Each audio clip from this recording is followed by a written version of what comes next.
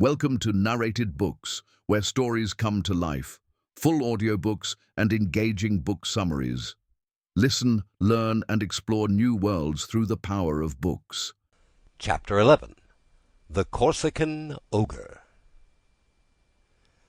At the sight of this agitation, Louis XVIII pushed from him violently the table at which he was sitting. "What ails you, Baron?" he exclaimed. "You appear quite aghast. Has your uneasiness anything to do with what Monsieur de Blacas has told me, and Monsieur de Villefort has just confirmed?" Monsieur Blacas moved suddenly toward the Baron, but the fright of the courtier pleaded for the forbearance of the statesman, and besides, as matters were, it was much more to his advantage that the prefect of police should triumph over him than that he should humiliate the prefect. "Sire," stammered the Baron. "Well, what is it?" answered Louis XVIII. The minister of police, giving way to an impulse of despair, was about to throw himself at the feet of Louis, who retreated a step and frowned. "Will you speak?" he said. "Oh, sire, what a dreadful misfortune! I am indeed to be pitied. I can never forgive myself." "Monsieur," said Louis XVIII, "I command you to speak." "Well, sire, the usurper left Elba on the 26th of February, and landed on the 1st of March." "And where? In Italy?" asked the king eagerly. "In France, sire, at a small port near Antibes in the Gulf of Juan."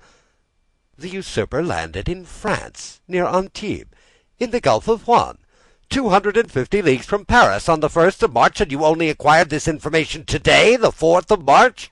Well, sir, what you tell me is impossible. You must have received a false report, or you have gone mad." "Alas, sire, it is but too true." Louis made a gesture of indescribable anger and alarm, and then drew himself up as if this sudden blow had struck him in the same moment in heart and in countenance. "In France!" he cried. "The usurper in France! Then they did not watch over this man. Who knows? They were perhaps in league with him." "Oh, sire!"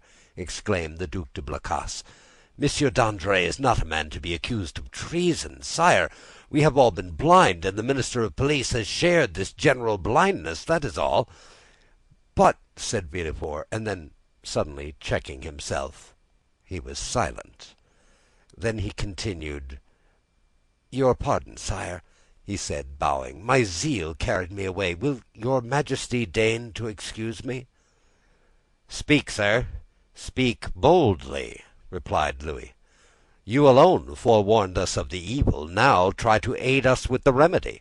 "Sire," said Villefort, "the usurper is detested in the south, and it seems to me that if he ventured into the south it would be easy to raise Languedoc and Provence against him."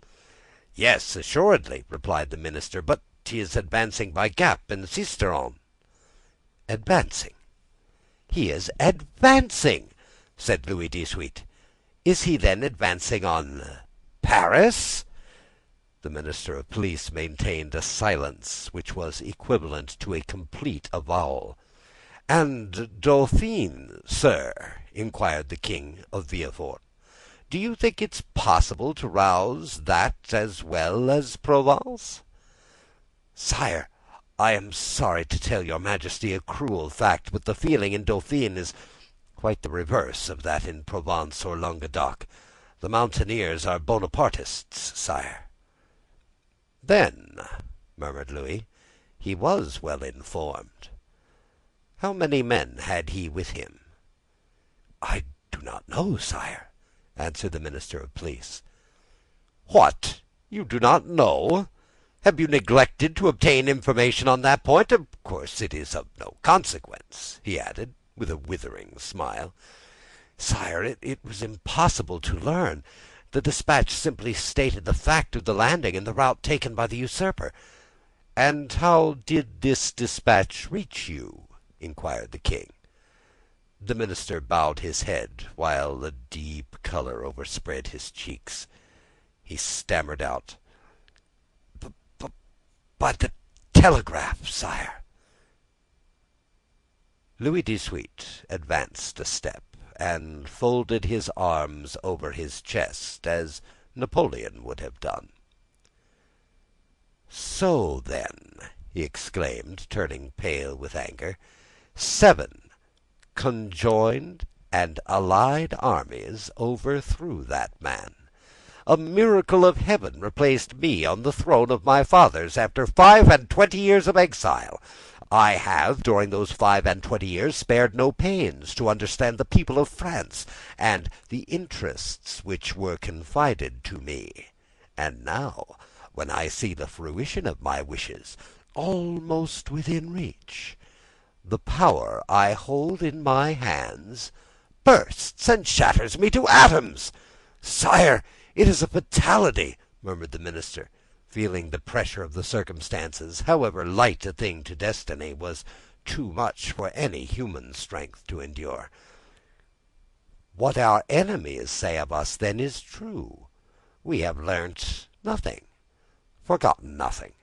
If I were betrayed as he was, I would console myself. But to be in the midst of persons elevated by myself to places of honour, who ought to watch over me more carefully than over themselves, for my fortune is theirs, before me they were nothing, after me they will be nothing, and perish miserably from incapacity, ineptitude. Oh, yes, sir, you are right. It is fatality." The minister quailed before this outburst of sarcasm. Monsieur de Blacas wiped the moisture from his brow. Villefort smiled within himself, for he felt his increased importance.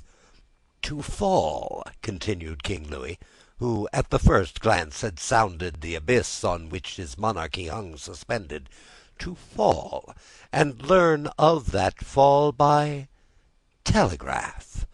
Oh, I would rather mount the scaffold of my brother Louis XVI than thus descend the staircase at the Tuileries, driven away by ridicule. Ridicule, sir! Why, you know not its power in France, and yet you ought to know it." "Sire, sire," murmured the minister, "for pity's—" "Approach, Monsieur de Villefort," resumed the king, addressing the young man, who, motionless and breathless, was listening to a conversation upon which depended the destiny of a kingdom. "Approach, and tell monsieur that it is possible to know beforehand all that he has not known." "Sire, it was really impossible to learn the secrets which that man concealed from all the world." "Really impossible?" "Yes, that is a great word, sir. Unfortunately, there are great words, as there are great men. I have measured them. Really impossible for a minister who has an office, agents, spies, and 1,500,000 francs for secret service money, to know what is going on at 60 leagues from the coast of France. Well, then, see, here is a gentleman who had none of these resources at his disposal, a gentleman, only a simple magistrate, who has learned more than you with all your police, and would have saved my crown if, like you, he had had the power of directing a telegraph." The look of the minister of police was turned with concentrated spite on Villefort, who bent his head in modest triumph. "I do not mean that for you, Blacas," continued Louis XVIII. "For if you have discovered nothing, at least you have had the good sense to persevere in your suspicions. Any other than yourself would have considered the disclosure of Monsieur de Villefort insignificant, or else dictated by venial ambition." These words were an allusion to the sentiments which the minister of police had uttered with so much confidence an hour before. Villefort understood the king's intent. Any other person would perhaps have been overcome by such an intoxicating draught of praise, but he feared to make for himself a mortal enemy of the police minister, although he saw that d'André was irrevocably lost. In fact, the minister, who in the plenitude of his power had been unable to unearth Napoleon's secret, might, in despair at his own downfall, interrogate Dantes, and so lay bare the motives of Villefort's plot. Realizing this, Villefort came to the rescue of the crestfallen minister, instead of aiding to crush him. "Sire," said Villefort, The suddenness of this event must prove to your Majesty that the issue is in the hands of Providence. What your Majesty is pleased to attribute to me as profound perspicacity is simply owing to chance, and I have profited by that chance like a good and devoted servant, that's all. Do not attribute to me more than I deserve, sire. Then your Majesty may never have occasion to recall the first opinion you may have been pleased to form of me." The Minister of Police thanked the young man by an eloquent look, and Villefort understood that he had succeeded in his design. That is to say, that without forfeiting the gratitude of the king, he had made a friend of one whom, in case of necessity, he might rely. "'Tis well," resumed the king. "And now, gentlemen," he continued, turning toward Monsieur de Blacas and the Minister of Police, "I have no further occasion for you, and you may retire. What now remains to do is in the department of the Minister of War." "Fortunately, sire," said Monsieur de Blacas, "we can rely on the army. Your Majesty knows how every report confirms their loyalty and attachment." "Do not mention reports, Duke, to me, for I know now what confidence to place in them. Yet, speaking of reports, Baron, what have you learned with regard to the affair in the Rue Saint-Jacques?" "The affair in the Rue Saint-Jacques!" exclaimed Villefort, unable to repress an exclamation. Then, suddenly pausing, he added, "Your pardon, sire, but my devotion to your Majesty has made me forget, not the respect that I have, for it is too deeply engraved in my heart, but the rules of etiquette." Go on, sir," replied the king. "You have today earned the right to make inquiries here." "Sire," interposed the Minister of Police, "I came a moment ago to give your Majesty fresh information which I had obtained on this head, when your Majesty's attention was attracted by the terrible event that has occurred in the Gulf, and now these facts will cease to interest your Majesty." "On the contrary, sir, on the contrary," said Louis XVIII. "This affair seems to me to have a decided connection with that which occupies our attention, and the death of General Quesnel will, perhaps, put us on the direct track of a great internal conspiracy." At the name of General Quesnel, Villefort trembled. "Everything points to the conclusion, sire," said the Minister of Police, "that death was not the result of suicide, as we first believed, but of assassination. General Quesnel, it appears, has just left a Bonapartist club when he disappeared. An unknown person had been with him that morning, and had made an appointment with him in the Rue Saint-Jacques. Unfortunately, the general's valet, who was dressing his hair at the moment when the stranger entered, heard the street mentioned, but did not catch the number." As the police minister related this to the king, Villefort, who looked as if his very life hung on the speaker's lips, turned alternately red and pale. The king looked towards him. "Do you not think with me, Monsieur de Villefort, that General Quesnel, whom they believed attached to the usurper, but who was really entirely devoted to me, has perished the victim of a Bonapartist ambush?" "It is probable, sire," replied Villefort. "But is this all that is known?" "They are on the track of the man who appointed the meeting with him." "On his track?" said Villefort. "Yes, the servant has given his description. He is a man of from 50 to 52 years of age, dark, with black eyes covered with shaggy eyebrows, and a thick moustache. He was dressed in a blue frock coat buttoned up to the chin, and he wore at his buttonhole a rosette of an officer of the Legion of Honor. Yesterday, a person exactly corresponding with this description was followed, but he was lost sight of at the corner of the Rue de la Josienne and the Rue Coqueron." Villefort leaned on the back of an armchair, for, as the Minister of Police went on speaking, he felt his legs bend under him. But when he learned that the unknown had escaped the vigilance of the agent who followed him, he breathed again. "Continue to seek for this man, sir," said the king to the Minister of Police. "For if, as I am all but convinced, General Quesnel, who would have been so useful to us at this moment, has been murdered. His assassins, Bonapartists or not, shall be cruelly punished." It required all of Villefort's coolness not to betray the terror with which this declaration of the king inspired him. "How strange," continued the king with some asperity. "The police think that they have disposed of the whole matter when they say a murder has been committed, and especially so when they can add, 'and we are on the track of the guilty persons.' Sire, your Majesty will, I trust, be amply satisfied on this point at least. We shall see. I will no longer detain you, Monsieur de Villefort, for you must be fatigued after so long a journey. Go and rest. Of course, you stopped at your father's?" A feeling of faintness came over Villefort. "No, sire," he replied. "I alighted at the Hôtel de Madrid, in the Rue de Turon." "But you have seen him?" "Sire, I went straight to the Duc de Blacas." "But you will see him, then?" "I think not, sire." "Ah, I forgot," said Louis, smiling in a manner which proved that all these questions were not made without a motive. "I forgot that you and Mr. Noirtier were not on the best terms possible, and that is another sacrifice made to the royal cause, and for which you should be recompensed." "Sir, the kindness your Majesty deigns to evince toward me is a recompense which so far surpasses my utmost ambition that I have nothing more to ask for." "Never mind, sir, we will not forget you. Make your mind easy.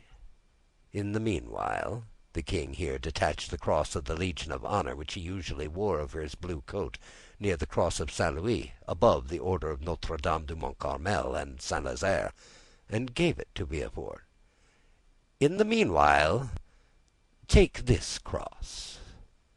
"Sire," said Villefort, "your Majesty mistakes. This is an officer's cross." "Ma foi," said Louis XVIII, "take it, such as it is, for I have not the time to procure you another. Blacas, let it be your care to see that the brevet is made out and sent to Monsieur de Villefort." Villefort's eyes were filled with tears of joy and pride. He took the cross and kissed it. "And now," he said, "may I inquire what are the orders with which your Majesty deigns to honor me?" "Take what rest you require, and remember that if you are not able to serve me here in Paris, you may be of the greatest service to me at Marseilles." "Sire," replied Villefort, bowing, "in an hour I shall have quitted Paris." "Go, sir," said the king, "and should I forget you, kings' memories are short, do not be afraid to bring yourself to my recollection. Baron, send for the Minister of War. Blacas, remain." "Ah, sir," said the Minister of Police to Villefort, as they left the Tuileries, "you entered by luck's door. Your fortune is made." "Will it be long first?" muttered Villefort, saluting the minister, whose career was ended, and looking about him for a hackney coach. One passed at the moment, which he hailed. He gave his address to the driver, and springing on, threw himself on the seat, and gave loose to dreams of ambition.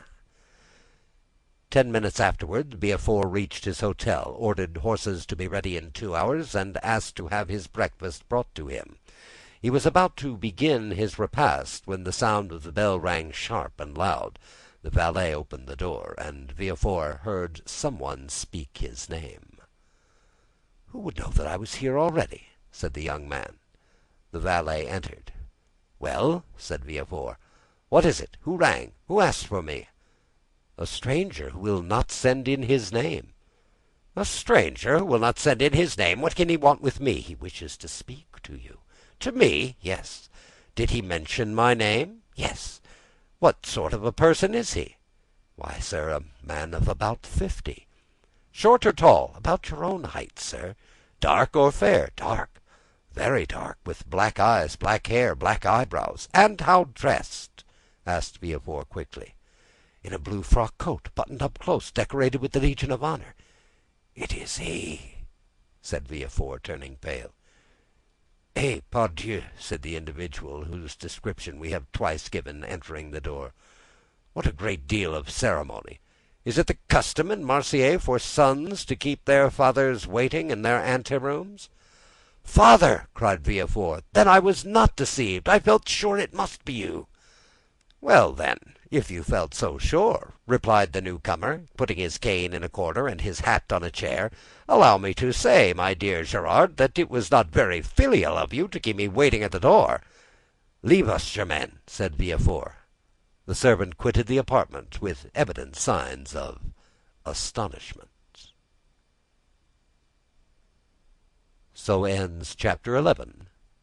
The Corsican Ogre.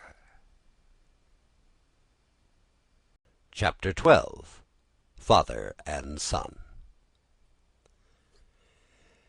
Monsieur Noirtier, for it was indeed he who entered, looked after the servant until the door was closed, and then, fearing no doubt that he might be overheard in the antechamber, he opened the door again.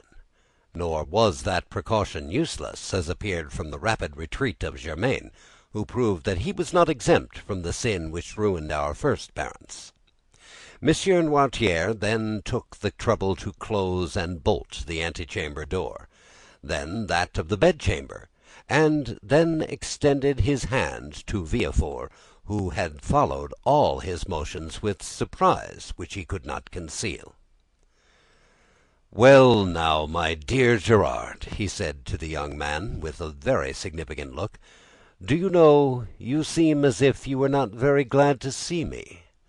"My dear father," said Villefort, "I am, on the contrary, delighted; but I so little expected your visit that it has somewhat overcome me."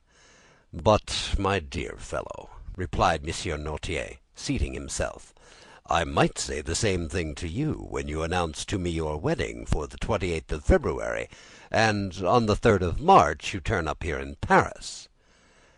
"And if I have come, my dear father," said Gerard, drawing closer to Monsieur Noirtier, "do not complain, for it is for you that I came, and my journey will be your salvation." "Ah, indeed," said Monsieur Noirtier, stretching himself out at his ease in the chair. "Really, pray tell me all about it, for it must be interesting." "Father, have you heard speak of a certain Bonapartist club in the Rue Saint-Jacques?" "Number 53, yes, I am vice president." "Father, your coolness makes me shudder." "Why, my dear boy? When a man has been proscribed by the mountaineers, has escaped from Paris in a hay cart, has been hunted over the plains of Bordeaux by Robespierre's bloodhounds, he becomes accustomed to most things. But go on. What about the club in the Rue Saint-Jacques?" "Why, they induced General Quesnel to go there, and General Quesnel, who quitted his own house at 9 o'clock in the evening, was found the next day in the Seine." "And who told you this fine story?" "The king himself." "Well, then, in return for your story," continued Noirtier, "I will tell you another." "My dear father, I think I already know what you are about to tell me." "Ah, you have heard of the landing of the Emperor?" "Not so loud, father, I entreat of you, for your own sake as well as mine. Yes, I heard the news, and knew it even before you could, for 3 days ago I posted from Marseilles to Paris with all possible speed, half desperate at the enforced delay." "3 days ago? You are crazy. Why, 3 days ago the Emperor had not yet landed." "No matter, I was aware of his intention." "How did you know about it?" "By a letter addressed to you from the island of Elba." "To me?" "To you, and which I discovered in the pocketbook of the messenger. Had that letter fallen into the hands of another, you, my dear father, would probably ere this have been shot." Villefort's father laughed. "Come, come," said he, "will the Restoration adopt imperial methods so promptly?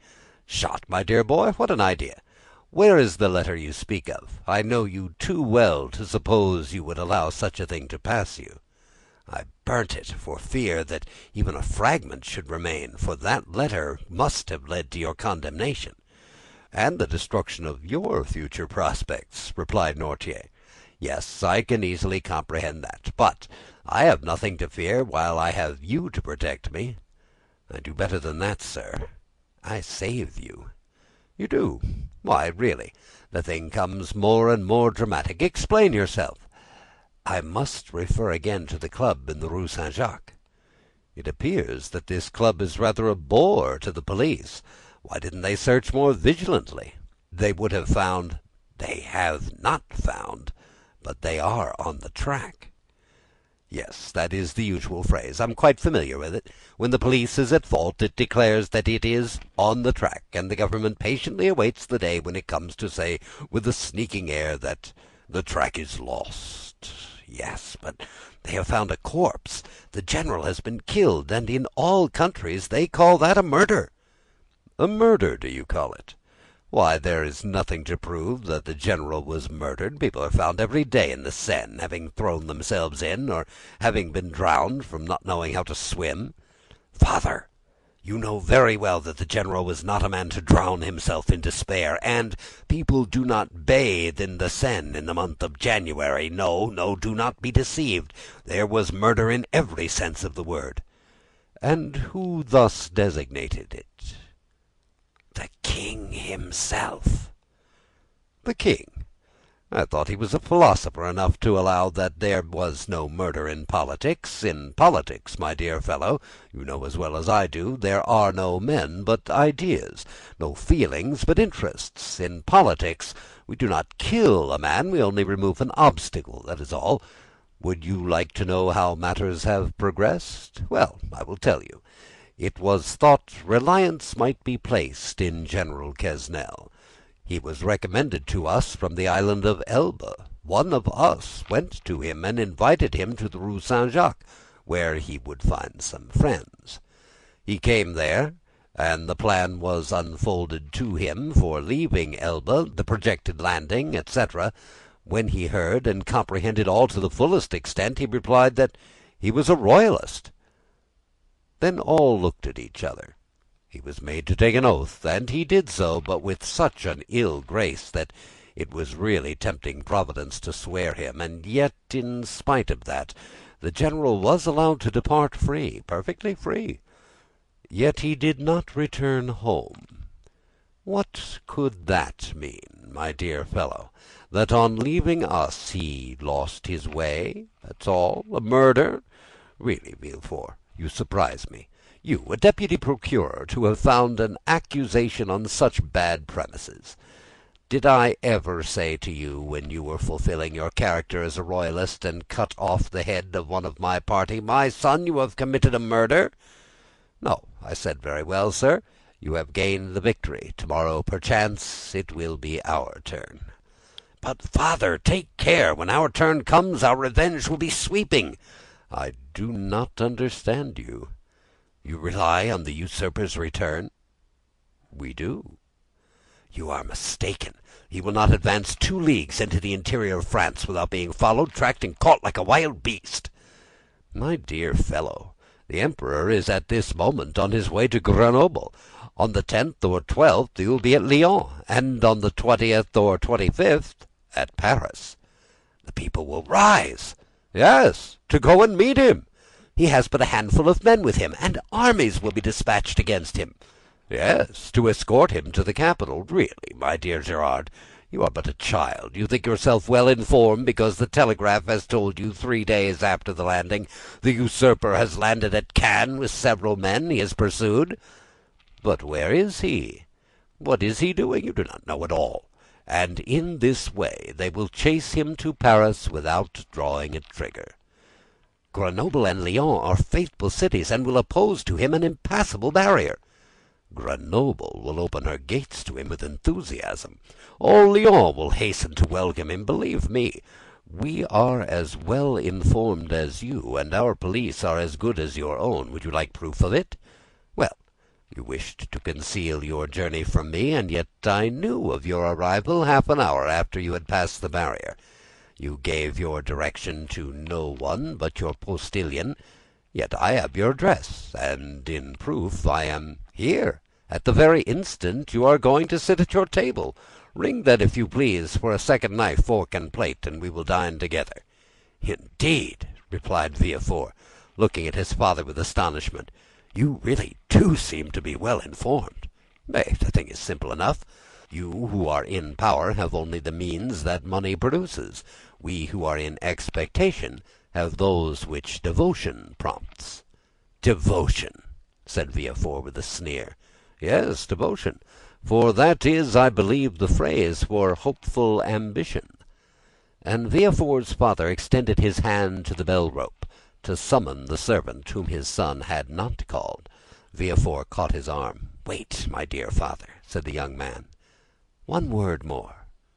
"Say on." "However stupid the royalist police may be, they do know one terrible thing." "What is that?" "The description of the man who, on the morning of the day when General Quesnel disappeared, presented himself at his house." "Oh, the admirable police have found that out, have they? And what may be that description?" "Dark complexion, hair, eyebrows, and whiskers, black blue frock coat, buttoned up to the chin, rosette of an officer of the Legion of Honor in his buttonhole, a hat with a wide brim, and a cane." "Ah, that's it, is it?" said Noirtier. "And why, then, have they not laid hands on him?" "Because yesterday or the day before they lost sight of him at the corner of the Rue Coq-Héron." "Didn't I say that your police were good for nothing?" "Yes, but they may catch him yet." "True," said Noirtier, looking carelessly around him, "true. If this person were not on his guard, as he is," and he added with a smile, "he will consequently make a few changes in his personal appearance." At these words he rose and put off his frock coat and cravat, went towards a table on which lay his son's toilet articles, lathered his face, took a razor, and with a firm hand cut off the compromising whiskers. Villefort watched him with alarm not devoid of admiration. His whiskers cut off, Noirtier gave another turn to his hair, took, instead of his black cravat, a colored neckerchief which lay at the top of an open portmanteau, put on, in lieu of his blue and high-buttoned frock coat, a coat of Villefort's of dark brown, and cut away in front, tried on before a glass with the narrow-brimmed hat of his son's, which appeared to fit him perfectly, and, leaving his cane in the corner where he had deposited it, took up a small bamboo switch, and cut the air with it once or twice, and walked about with that easy swagger which was one of his principal characteristics. "Well," he said, turning toward his wondering son, when the disguise was completed, "well, do you think your police will recognize me now?" "No, father," stammered Villefort. "At least, I hope not." "And now, my dear boy," continued Noirtier, "I rely on your prudence to remove all the things which I leave in your care." "Oh, rely on me," said Villefort. "Yes, yes, and now I believe you are right, and that you have really saved my life. Be assured I will return the favor hereafter." Villefort shook his head. "You are not convinced yet." "I hope, at least, that you may be mistaken." "Shall you see the king again?" "Perhaps." "Would you pass, in his eyes, for a prophet?" "Prophets of evil are not in favor at the court, father." "True, but some day they do them justice, and supposing a second restoration, you would then pass for a great man." "Well, what should I say to the king?" "Say this to him: 'Sire, you are deceived as to the feeling in France as to the opinions of the towns and the prejudices of the army. He whom in Paris you call the Corsican ogre, who at Nevers is styled the usurper, is already saluted as Bonaparte in Lyons, and Emperor in Grenoble. You think he is tracked, pursued, captured. He is advancing as rapidly as his own eagles. The soldiers you believe to be dying with hunger, worn out with fatigue, ready to desert, gather like atoms of snow about the rolling ball as it hastens forward. Sire, go, leave France to its real master, to him who acquired it not by purchase, but by right of conquest. Go, sire, that you not incur any risk, for your adversary is powerful enough to show you mercy, but because it would be humiliating for a grandson of Saint Louis to owe his life to a man of Arcola, Marengo, Austerlitz.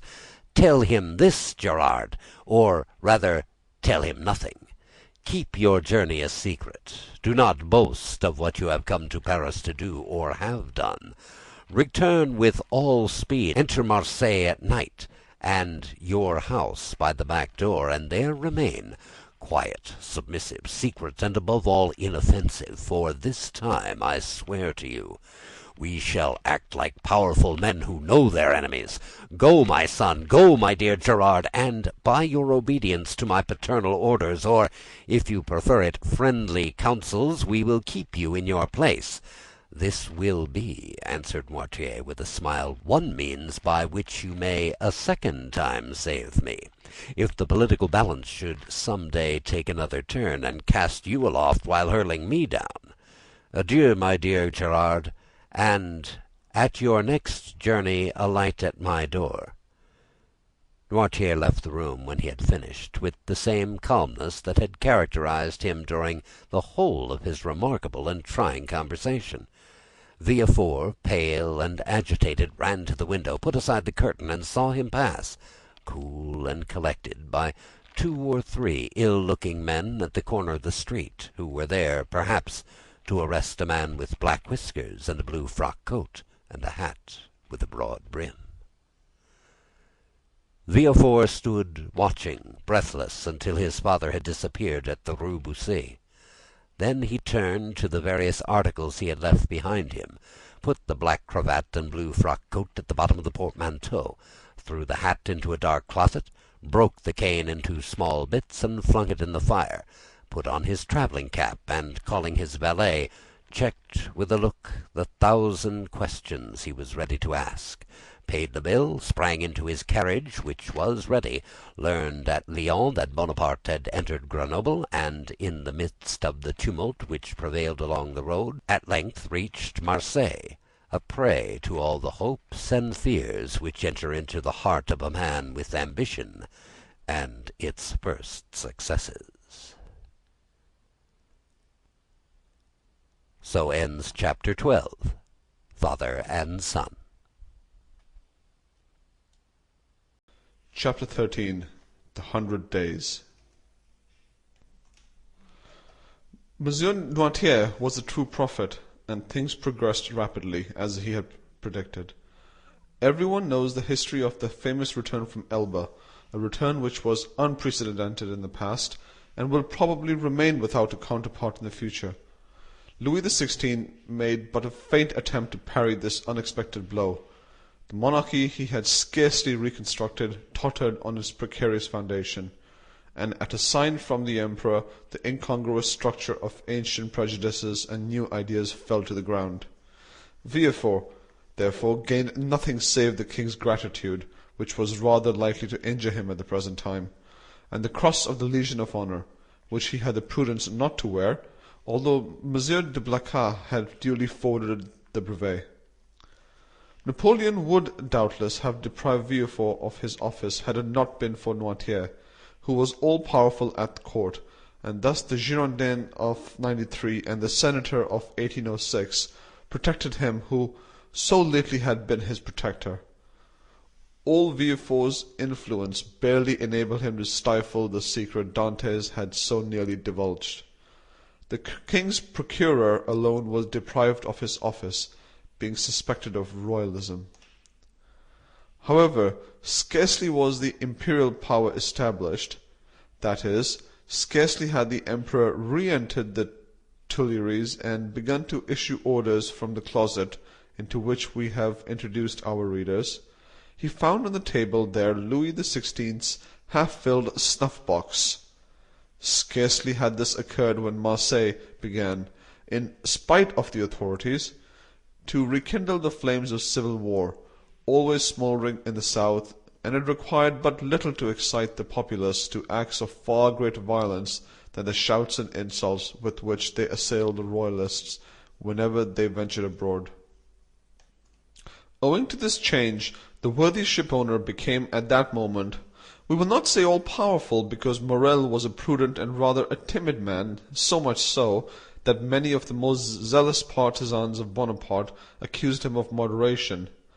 but sufficiently influential to make a demand in favor of Dantes. Villefort retained his place, but his marriage was put off until a more favorable opportunity. If the emperor remained on the throne, Gerard required a different alliance to aid his career. If Louis XVI returned, the influence of Monsieur de Saint-Méran, like his own, could be vastly increased, and the marriage be still more suitable. The deputy procureur was, therefore, the first magistrate of Marseille, when one morning his door opened and Monsieur Morel was announced. Anyone else would have hastened to receive him, but Villefort was a man of ability, and he knew this would be a sign of weakness. He made Morel wait in the antechamber, although he had no one with him, for the simple reason that the king's procureur always makes one wait, and after passing a quarter of an hour in reading the papers, he ordered Monsieur Morel to be admitted. Morel expected Villefort would be dejected. He found him as he had found him 6 weeks before, calm, firm, and full of that glacial politeness, that most insurmountable barrier which separates the well-bred from the vulgar man. He had entered Villefort's office expecting that the magistrate would tremble at the sight of him. On the contrary, he felt a cold shudder all over him, when he saw Villefort sitting there with his elbows on his desk, and his head leaning on his hand. He stopped at the door. Villefort gazed at him as if he had some difficulty in recognizing him. Then, after a brief interval, during which the honest Chiponnat turned his hat in his hand, "Monsieur Morel, I believe?" said Villefort. "Yes, sir." "Come nearer," said the magistrate, with a patronizing wave of the hand, "and tell me to what circumstance I owe the honor of this visit." "Do you not guess, monsieur?" asked Morel. "Not in the least, but if I can serve you in any way, I shall be delighted." "Everything depends on you." "Explain yourself, pray." "Monsieur," said Morel, recovering his assurance as he proceeded, "do you recollect that a few days before the landing of His Majesty the Emperor, I came to intercede for a young man, the mate of my ship, who was accused of being concerned in correspondence with the island of Elba? What was the other day a crime is today a title to favour. You then served Louis XVI, and you did not show any favour. It was your duty. Today you serve Napoleon, and you ought to protect him. It is equally your duty. I come, therefore, to ask what has become of him." Villefort, by a strong effort, sought to control himself. "What is his name?" said he. "Tell me his name." "Edmond Dantès." Villefort would probably have rather stood the opposite muzzle of a pistol at 25 paces than have heard this name spoken, but he did not blanch. "Dantès," repeated he. "Edmond Dantès." "Yes, monsieur." Villefort opened a large register, then went to a table. From the table turned to his registers, and then, turning to Morel, "Are you quite sure you are not mistaken, monsieur?" said he, in the most natural tone in the world. Had Morel been a more quick-sighted man, or better versed in these matters, he would have been surprised at the king's procureur answering him on such a subject, instead of referring him to the governors of the prison or the prefect of the department. But Morel, disappointed in his expectations of exciting fear, was conscious only of the other's condescension. Villefort had calculated rightly. "No," said Morel, "I am not mistaken. I have known him for 10 years, the last 4 of which he was in my service. Do not you recollect? I came about 6 weeks ago to plead for clemency, as I come today to plead for justice. You received me very coldly. Oh, the royalists were very severe with the Bonapartists in those days." "Monsieur," returned Villefort, "I was then a royalist, because I believed the Bourbons not only the heirs to the throne, but the chosen of the nation. The miraculous return of Napoleon has conquered me. The legitimate monarch is he who is loved by his people." "That's right," cried Morel. "I like to hear you speak thus, and I augur well for Edmond for him." "Wait a moment," said Villefort, turning over the leaves of a register. "I have it. A sailor who was about to marry a young Catalan girl. I recollect it now. It was a very serious charge." "How so?" "You know that when he left here he was taken to the Palais de Justice." "Well?"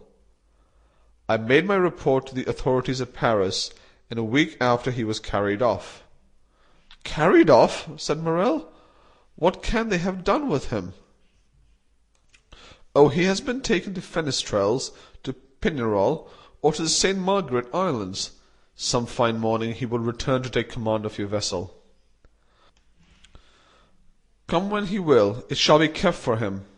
But how is it he is not already returned? It seems to me the first care of government should be to set at liberty those who have suffered for their adherence to it." "Do not be too hasty, Monsieur Morrel," replied Villefort. "The order of imprisonment came from high authority, and the order for his liberation must proceed from the same source; and, as Napoleon has scarcely been reinstated a fortnight, the letters have not yet been forwarded." "But," said Morrel, "is there no way of expediting all these formalities, of releasing him from arrest?" "There has been no arrest." "How?" "It is sometimes essential to government to cause a man's disappearance without leaving any traces, so that no written forms or documents may defeat their wishes." "It might be so under the Bourbons, but at present—" "It has always been so, my dear Morrel, since the reign of Louis XIV. The Emperor is more strict in prison discipline than even Louis himself, and the number of prisoners whose names are not on the register is incalculable. Had Morrel even any suspicions, so much kindness would have dispelled them." "Well, Monsieur de Villefort, how would you advise me to act?" asked he. "Petition the minister." "Oh, I know what that is. The minister receives 200 petitions every day, and does not read 3. "That is true, but he will read a petition countersigned and presented by me." "And will you undertake to deliver it?" "With the greatest pleasure. Dantès was then guilty, and now he is innocent, and it is as much my duty to free him as it was to condemn him." Villefort thus forestalled any danger of an inquiry, which, however improbable it might be, if it did take place, would leave him defenceless. "But how shall I address the minister?" "Sit down there," said Villefort, giving up his place to Morrel, "and write what I dictate." "Will you be so good?" "Certainly. But lose no time, we have lost too much already." "That is true. Only think what the poor fellow may even now be suffering." Villefort shuddered at the suggestion, but he had gone too far to draw back. Dantès must be crushed to gratify Villefort's ambition.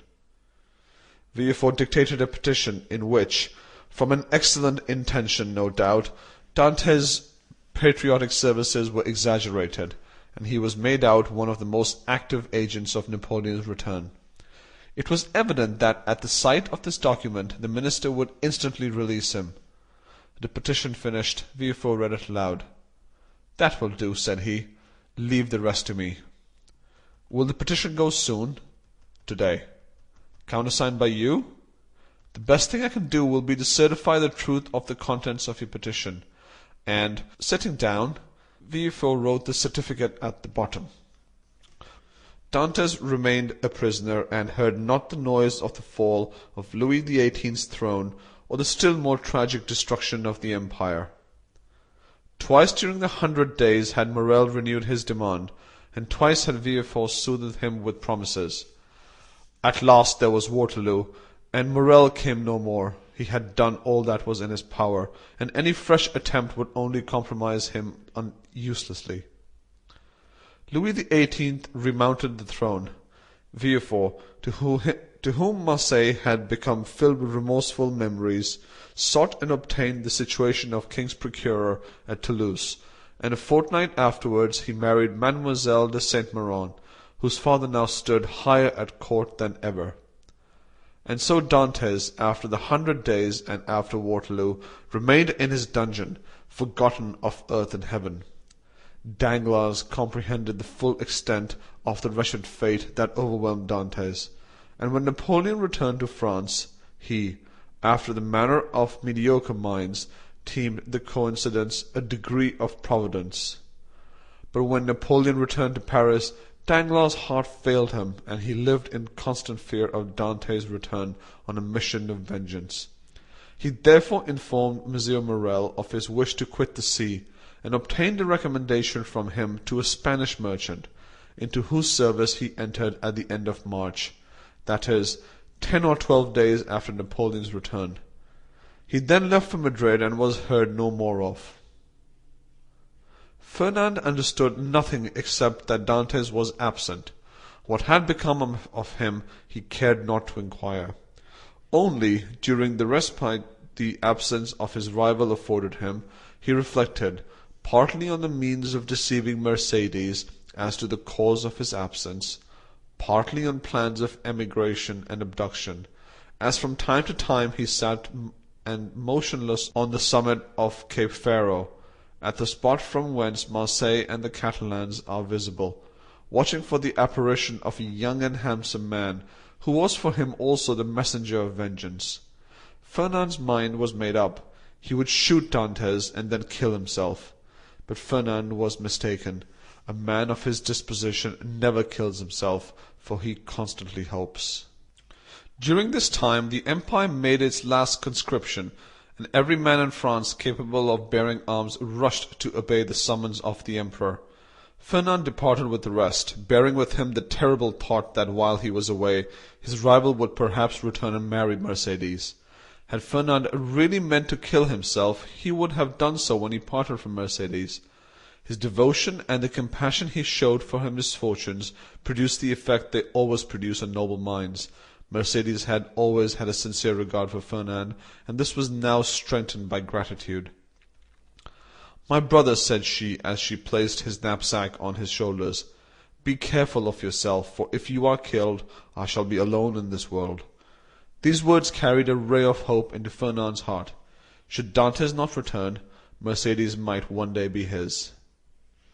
Mercédès was left alone to face with the vast plain that had never seemed so barren, and the sea that had never seemed so vast.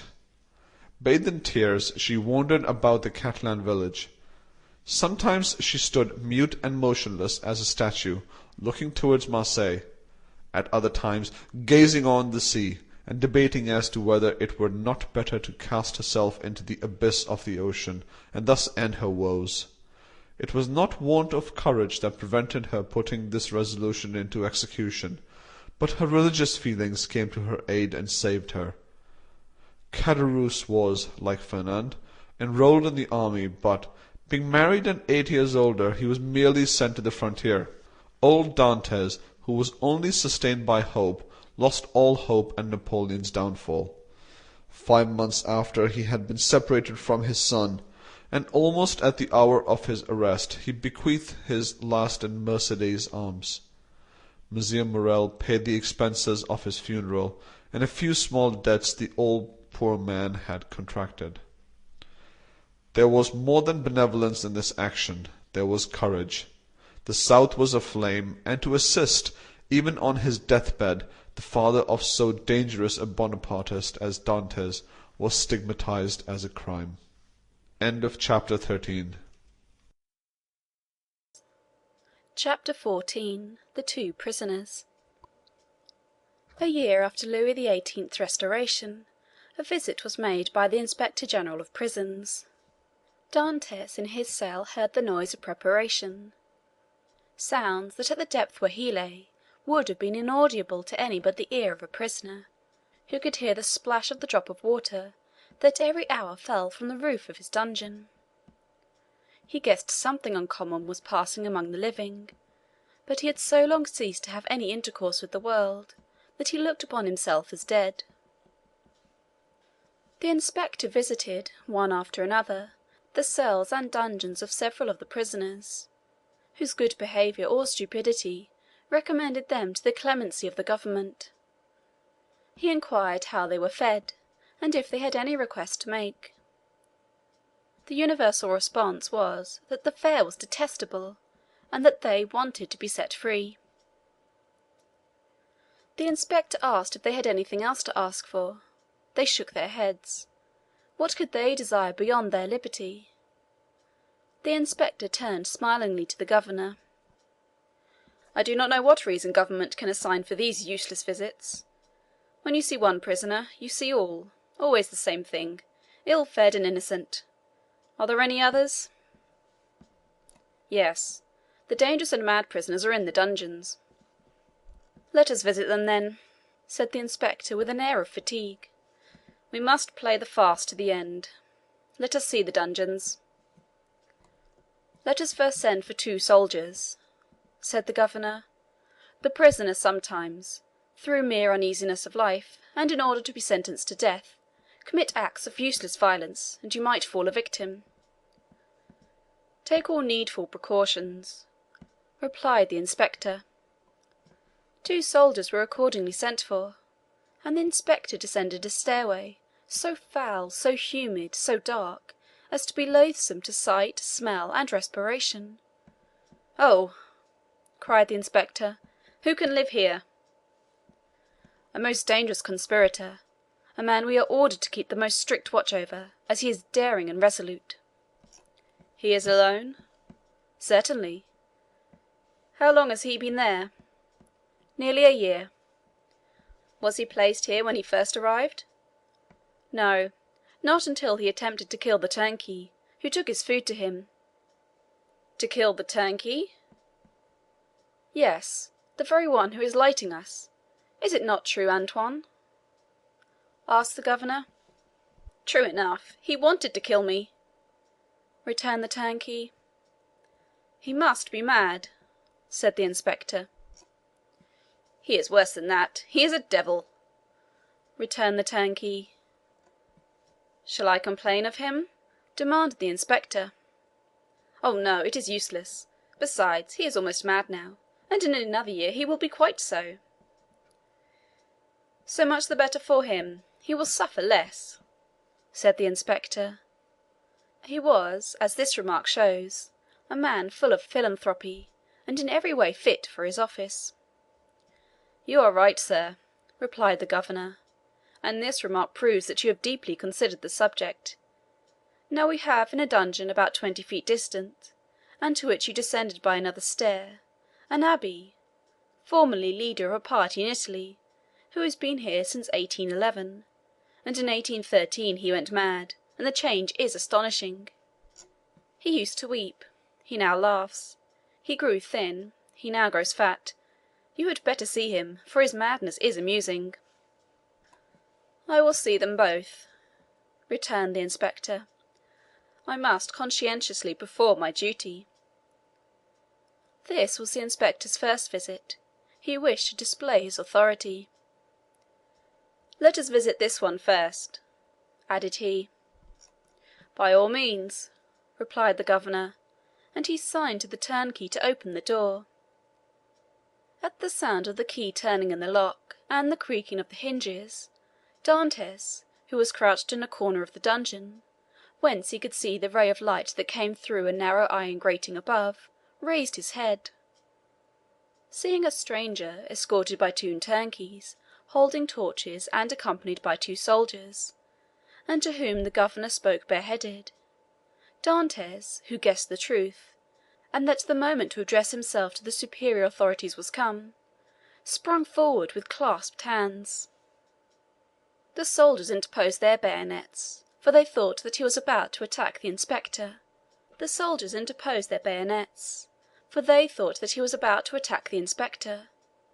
And the latter recoiled 2 or 3 steps. Dantès saw that he was looked upon as dangerous. Then, infusing all the humility he possessed into his eyes and voice, he addressed the inspector, and sought to inspire him with pity. The inspector listened attentively, then, turning to the governor, observed, "He will become religious. He is already more gentle. He is afraid, and retreated before the bayonets. Madmen are not afraid of anything. I made some curious observations on this at Charenton." Then, turning to the prisoner, "What is it you want?" said he. "I want to know what crime I have committed, to be tried, and if I am guilty, to be shot; if innocent, to be set at liberty." "Are you well fed?" said the inspector. "I believe so. I don't know. It's of no consequence. What matters really, not only to me, but to officers of justice and the king, is that an innocent man should languish in prison, the victim of an infamous denunciation, to die here cursing his executioners." "You are very humble to day," remarked the governor. "You are not always so. The other day, for instance, when you tried to kill the turnkey." "It is true, sir, and I beg his pardon, for he has always been very good to me. But I was mad." "Are you not so any longer?" "No. Captivity has subdued me. I have been here so long." "So long? When were you arrested, then?" asked the inspector. "The 28th of February, 1815, at 2:30 in the afternoon." "To-day is the 30th of July, 1816. Why, it is but 17 months." "Only 17 months?" replied Dantès. "Oh, you do not know what is 17 months in prison. 17 ages, rather, especially to a man who, like me, had arrived at the summit of his ambition; to a man who, like me, was on the point of marrying a woman he adored, who saw an honourable career opened before him, and who loses all in an instant, who sees his prospects destroyed, and is ignorant of the fate of his affianced wife, and whether his aged father be living. 17 months' captivity to a sailor accustomed to the boundless ocean is a worse punishment than human crime ever merited. Have pity on me, then, and ask for me, not intelligence, but a trial; not pardon, but a verdict. A trial, sir, I only ask for that. That surely cannot be denied to one who is accused." "We shall see," said the inspector, turning to the governor. "On my word, the poor devil touches me. You must show me the proofs against him." "Certainly, but you will find terrible charges." "Monsieur," continued Dantès, "I know it is not in your power to release me, but you can plead for me, you can have me tried, and that is all I ask. Let me know my crime and the reason why I am condemned. Uncertainty is worse than all." "Go on with the lights," said the inspector. "Monsieur," cried Dantès, "I can tell by your voice you are touched with pity. Tell me at least a hope." "I cannot tell you that," replied the inspector. "I can only promise to examine into your case." "Oh, I am free! Then I am saved!" "Who arrested you?" "Monsieur Villefort. See him and hear what he says." "Monsieur Villefort is no longer at Marseilles; he is now at Toulouse." "I am no longer surprised at my detention," murmured Dantès, "since my only protector is removed." "Had Monsieur de Villefort any cause of personal dislike to you?" "None; on the contrary, he was very kind to me." "I can, then, rely on the notes he has left concerning you?" "Entirely." "That is well. Wait patiently, then." Dantès fell on his knees and prayed earnestly. The door closed, but this time a fresh inmate was left with Dantès—hope. "Will you see the register at once?" asked the governor, "or proceed to the other cell?" "Let us visit them all," said the inspector. "If I once went up those stairs, I should never have the courage to come down again." "Ah, this one is not like the other, and his madness is less affecting than this one's display of reason." "What is his folly?" "He fancies he possesses an immense treasure. The first year he offered government 1,000,000 of francs for his release; the second, 2; the third, 3; and so on progressively. He is now in his 5th year of captivity. He will ask to speak to you in private, and offer you 5 millions." "How curious! What is his name?" "The Abbé Faria." "Number 27," said the inspector. "It is here. Unlock the door, Antoine." The turnkey obeyed, and the inspector gazed curiously into the chamber of the mad abbé. In the centre of the cell, in a circle traced with a fragment of plaster detached from the wall, sat a man whose tattered garments scarcely covered him.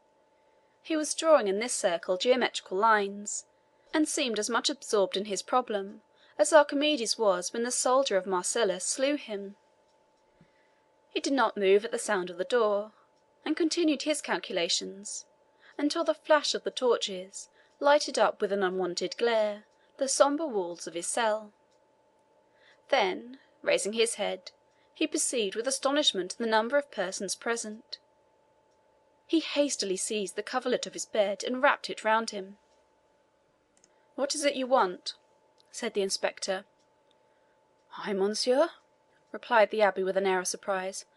"I want nothing." "You do not understand," continued the inspector. "I am sent here by government to visit the prison and hear the requests of the prisoners." "Oh, that is different," cried the abbé, "and we shall understand each other, I hope." "There now," whispered the governor, "it is just as I told you." "Monsieur," continued the prisoner, "I am the Abbé Ferrari, born at Rome. I was for 20 years Cardinal Spader's secretary. I was arrested, why I know not, toward the beginning of the year 1811. Since then I have demanded my liberty from the Italian and French government." "Why from the French government?" "Because I was arrested at Piombino, and I presume that, like Milan and Florence, Piombino has become the capital of some French department." "Ah," said the inspector, "you have not heard the latest news from Italy?" "My information dates from the day on which I was arrested," returned the Abbé Ferrara, "and as the emperor had created the kingdom of Rome for his infant son, I presume that he has realized the dream of Machiavelli and Caesar Borgia, which was to make Italy a united kingdom." "Monsieur," returned the inspector, "Providence has changed this gigantic plan you advocate so warmly. It is the only means of rendering Italy strong, happy, and independent." "Very possibly, only I am not come to discuss politics, but to inquire if you have anything to ask or to complain of." "The food is the same as in other prisons. That is, very bad. The lodging is very unhealthful, but, on the whole, passable for a dungeon. And it is not that which I wish to speak of, but a secret I have to reveal of the greatest importance." "We are coming to the point," whispered the governor. "It is for that reason that I am delighted to see you," continued the abbé, "although you have disturbed me in a most important calculation, which, if it succeed, would possibly change Newton's system. Could you allow me a few words in private?" "What did I tell you?" said the governor. "You knew him," returned the inspector with a smile. "What you ask is impossible, monsieur," continued he, addressing Ferrara. "But," said the abbé, "I would speak to you of a large sum amounting to 5 millions." "The very sum you named," whispered the inspector in his turn. "However," continued Ferrara, seeing that the inspector was about to depart, "it is not absolutely necessary for us to be alone. The governor can be present." "Unfortunately," said the governor, "I know beforehand what you are about to say. It concerns your treasures, does it not?" Ferrara fixed his eyes on him with an expression that would have convinced any one else of his sanity. "Of course," said he. "Of what else should I speak?" "Mr. Inspector," continued the governor, "I can tell you the story as well as he, for it has been dinned in my ears for the last 4 or 5 years." "That proves," returned the abbé, "that you are like those of Holy Writ, who having ears hear not, and having eyes see not." "My dear sir, the government is rich and does not want your treasures," replied the inspector. "Keep them until you are liberated." The abbé's eyes glistened. He seized the inspector's hand. "But what if I am not liberated?" cried he, "and am detained here until my death? This treasure will be lost. Had not government better profit by it? I will offer 6 millions, and I will content myself with the rest, if they will only give me my liberty." "On my word," said the inspector in a low tone, "had I not been told beforehand that this man was mad, I should believe what he says." "I am not mad," replied Ferraria, with the acuteness of hearing peculiar to prisoners. "The treasure I speak of really exists, and I offer to sign an agreement with you, in which I promise to lead you to the spot where you shall dig, and if I deceive you, bring me here again. I ask no more." The governor laughed. "Is the spot far from here?" 100 leagues. "It is not ill planned," said the governor. "If all the prisoners took it into their heads to travel 100 leagues, and their guardians consented to accompany them, they would have a capital chance of escaping." "The scheme is well known," said the inspector, "and the Abbé's plan has not even the merit of originality." Then, turning to Ferraria, "I inquired if you were well fed," said he. "Swear to me," replied Ferraria, "to free me if what I tell you prove true, and I will stay here while you go to the spot." "Are you well fed?" repeated the inspector. "Monsieur, you run no risk, for, as I told you, I will stay here, so there is no chance of my escaping." "You do not reply to my question," replied the inspector impatiently. "Nor you to mine," cried the Abbé. "You will not accept my gold. I will keep it for myself. You refuse me my liberty. God will give it me." And the Abbé, casting away his coverlet, resumed his place and continued his calculations. "What is he doing there?" said the inspector. "Counting his treasures," replied the governor. Ferrari replied to this sarcasm with a glance of profound contempt. The turnkey closed the door behind them. "He was wealthy once, perhaps?" said the inspector. "Or dreamed he was, and awoke mad." "After all," said the inspector, "if he had been rich, he would not have been here." So the matter ended for the Abbé Ferraria. He remained in his cell, and this visit only increased the belief of his insanity. Caligula or Nero, those treasure seekers, those desirers of the impossible, would have accorded to the poor wretch, in exchange for his wealth, the liberty he so earnestly prayed for. But the kings of modern times, restrained by the limits of mere probability, have neither courage nor desire. They fear the ear that hears their orders, and the eye that scrutinizes their actions. Formerly they believed themselves sprung from Jupiter, and shielded by their birth, but nowadays they are not invulnerable. It has always been against the policy of despotic governments to suffer the victims of their persecutions to reappear. As the Inquisition rarely allowed its victims to be seen with their limbs distorted and their flesh lacerated by torture, so madness is always concealed in its cell, from whence, should it depart, it is conveyed to some gloomy hospital, where the doctor has no thought for man or mind in the mutilated being the jailer delivers to him. The very madness of the Abbé Ferraria, gone mad in prison, condemned him to the perpetual captivity. The inspector kept his word with Dantès. He examined the register and found the following note concerning him: "Edmond Dantès, violent Bonapartist, took an active part in the return from Elba. The greatest watchfulness and care to be exercised." This note was in a different hand from the rest, which showed that it had been added since his confinement. The inspector could not contend against this accusation. He simply wrote, "Nothing to be done." This visit had infused new vigour into Dantès. He had, till then, forgotten the date, but now, with a fragment of plaster, he wrote the date, 30th of July, 1816, and made a mark every day, in order not to lose his reckoning again. Days and weeks passed away, then months. Dantès still waited. He at first expected to be freed in a fortnight. This fortnight expired. He decided that the inspector would do nothing until his return to Paris, and that he would not reach there until his circuit was finished. He therefore fixed 3 months. 3 months passed away, then 6 more.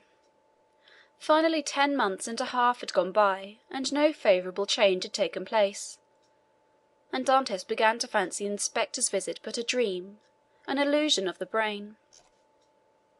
At the expiration of a year, the governor was transferred. He had obtained charge of the fortress at Ham. He took with him several of his subordinates, and amongst them Dantès' jailer. A new governor arrived. It would have been too tedious to acquire the names of the prisoners.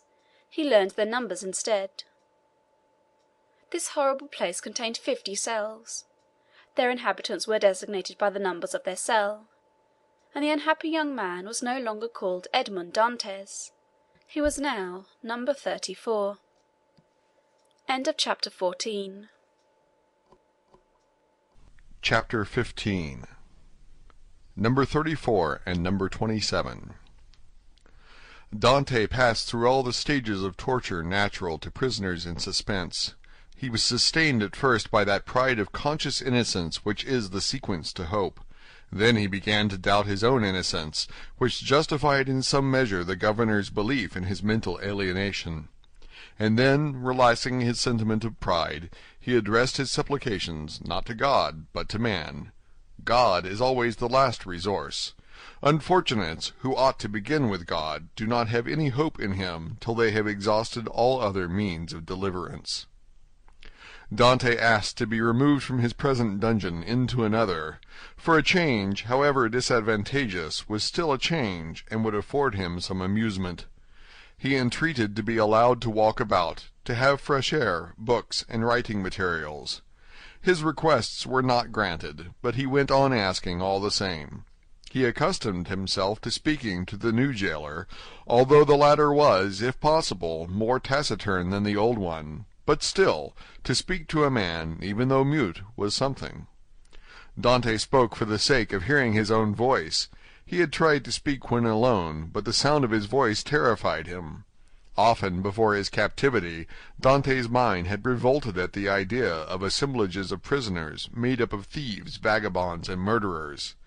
He now wished to be amongst them, in order to see some other face besides that of his jailer. He sighed for the galleys with the infamous costume, the chain, and the brand on the shoulder. The galley slaves breathed the fresh air of heaven and saw each other. They were very happy. He besought the jailer one day to let him have a companion, were it even the mad abbé. The jailer, though rough and hardened by the constant sight of so much suffering, was yet a man. At the bottom of his heart he had often had a feeling of pity for this unhappy young man who suffered so, and he laid the request of number 34 before the governor. But the latter sapiently imagined that Dante wished to conspire or attempt an escape, and refused his request. Dante had exhausted all human resources, and he then turned to God. All the pious ideas that had been so long forgotten returned. He recollected the prayers his mother had taught him, and discovered a new meaning in every word. For in prosperity prayers seem but a mere medley of words, until misfortune comes, and the unhappy sufferer first understands the meaning of the sublime language in which he invokes the pity of heaven. He prayed and prayed aloud, no longer terrified at the sound of his own voice, for he fell into a sort of ecstasy. He laid every action of his life before the Almighty, proposed tasks to accomplish, and at the end of every prayer introduced the entreaty oftener addressed to man than to God, "Forgive us our trespasses, as we forgive them that trespass against us." Yet, in spite of his earnest prayers, Dante remained a prisoner. Then gloom settled heavily upon him. Dante was a man of great simplicity of thought, and without education. He could not, therefore, in the solitude of his dungeon, traverse in mental vision the history of the ages, bring to life the nations that had perished, and rebuild the ancient cities so vast and stupendous in the light of the imagination, and that pass before the eye, glowing with celestial colors in Martin's Babylonian pictures. He could not do this, he whose past life was so short, whose present so melancholy, and his future so doubtful. 19 years of light to reflect upon in eternal darkness. No distraction could come to his aid. His energetic spirit, that would have exulted in thus revisiting the past, was imprisoned like an eagle in a cage. He clung to one idea, that of his happiness destroyed without apparent cause by an unheard-of fatality. He considered and reconsidered this idea, devoured it, so to speak, as the implacable Ugolino devours the skull of Archbishop Roger in the Inferno of Dante. Rage supplanted religious fervor. Dante uttered blasphemies that made his jailer recoil with horror, dashed himself furiously against the walls of his prison, wreaked his anger upon everything, and chiefly upon himself, so that the least thing, a grain of sand, a straw, or a breath of air that annoyed him, led to paroxysms of fury. Then the letter that Villefort had showed to him recurred to his mind, and every line gleamed forth in fiery letters on the wall like the Mene Tekel Upharsin of Belshazzar. He told himself that it was the enmity of man, and not the vengeance of heaven, that had thus plunged him into the deepest misery. He consigned his unknown persecutors to the most horrible tortures he could imagine, and found them all insufficient, because after torture came death, and after death, if not repose, at least the boon of unconsciousness. By dint of constantly dwelling on the idea that tranquillity was death, and if punishment were the end in view, other tortures than death must be invented, he began to reflect on suicide. Unhappy he who, on the brink of misfortune, broods over ideas like these. Before him is a dead sea that stretches in azure calm before the eye. But he who unwarily ventures within its embrace finds himself struggling with a monster that would drag him down to perdition. Once thus ensnared, unless the protecting hand of God snatch him thence, all is over, and his struggles but tend to hasten his destruction. This state of mental anguish is, however, less terrible than the sufferings that precede or the punishment that possibly will follow. There is a sort of consolation at the contemplation of the yawning abyss, at the bottom of which lie darkness and obscurity. Edmund found some solace in these ideas. All his sorrows, all his sufferings, with their train of gloomy spectres, fled from his cell when the angel of death seemed about to enter. Dante reviewed his past life with composure, and, looking forward with terror to his future existence, chose that middle line that seemed to afford him a refuge. "Sometimes," said he, "in my voyages, when I was a man and commanded other men, I have seen the heavens overcast, the sea rage and foam, the storm arise, and like a monstrous bird, beating the two horizons with its wings. Then I felt that my vessel was a vain refuge that trembled and shook before the tempest. Soon the fury of the waves and the sight of the sharp rocks announced the approach of death, and death then terrified me, and I used all my skill and intelligence as a man and a sailor to struggle against the wrath of God. But I did so because I was happy, because I had not courted death, because to be cast upon a bed of rocks and seaweed seemed terrible, because I was unwilling that I, a creature made for the service of God, should serve for food to the gulls and ravens. But now it is different. I have lost all that bound me to life. Death smiles and invites me to repose. I die after my own manner. I die exhausted and broken-spirited, as I fall asleep when I have paced 3,000 times round my cell." No sooner had this idea taken possession of him than he became more composed, arranged his couch to the best of his power, ate little and slept less, and found existence almost supportable, because he felt that he could throw it off at pleasure like a worn-out garment. Two methods of self-destruction were at his disposal. He could hang himself with his handkerchief to the window bars, or refuse food and die of starvation. But the first was repugnant to him. Dante has always entertained the greatest horror of pirates who are hung up to the yardarm. He would not die by what seemed an infamous death. He resolved to adopt the second, and began that day to carry out his resolve. Nearly 4 years had passed away. At the end of the second he had ceased to mark the lapse of time. Dante said, "I wish to die," and had chosen the manner of his death, and fearful of changing his mind, he had taken an oath to die. "When my morning and evening meals are brought," thought he, "I will cast them out of the window, and they will think that I have eaten them." He kept his word. Twice a day he cast out, through the barred aperture, the provisions his jailer brought him, at first gaily, then with deliberation, and at last with regret. Nothing but the recollection of his oath gave him strength to proceed. Hunger made viands once repugnant, now acceptable.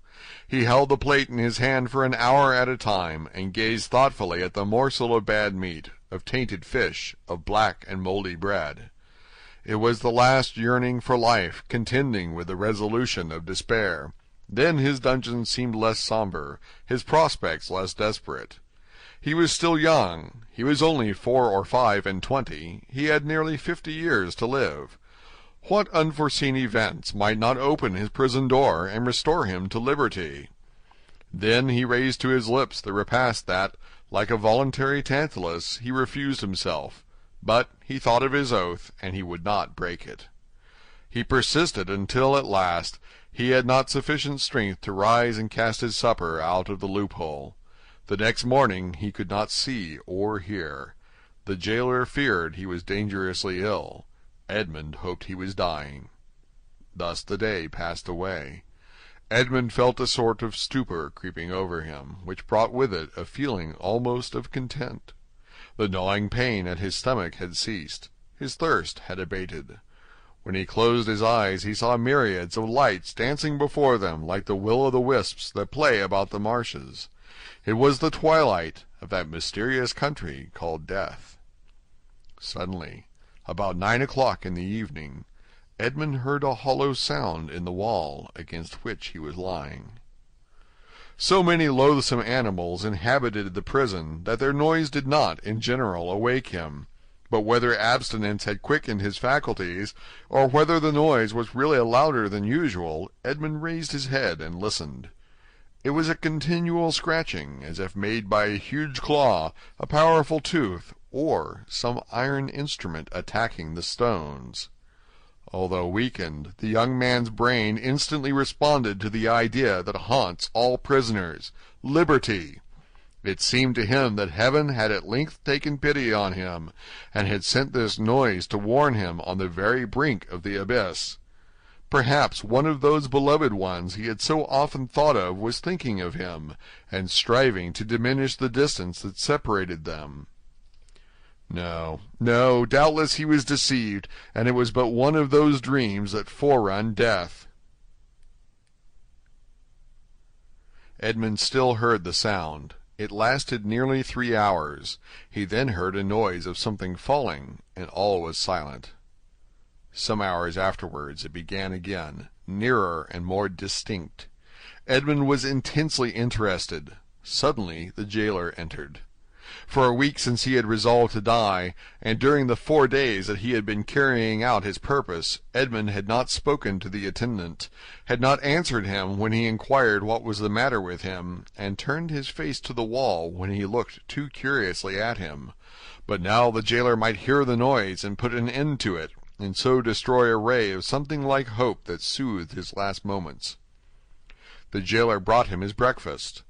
Dante raised himself up and began to talk about everything, about the bad quality of the food, about the coldness of his dungeon, grumbling and complaining in order to have an excuse for speaking louder, and wearying the patience of his jailer, who out of kindness of heart had brought broth and white bread for his prisoner.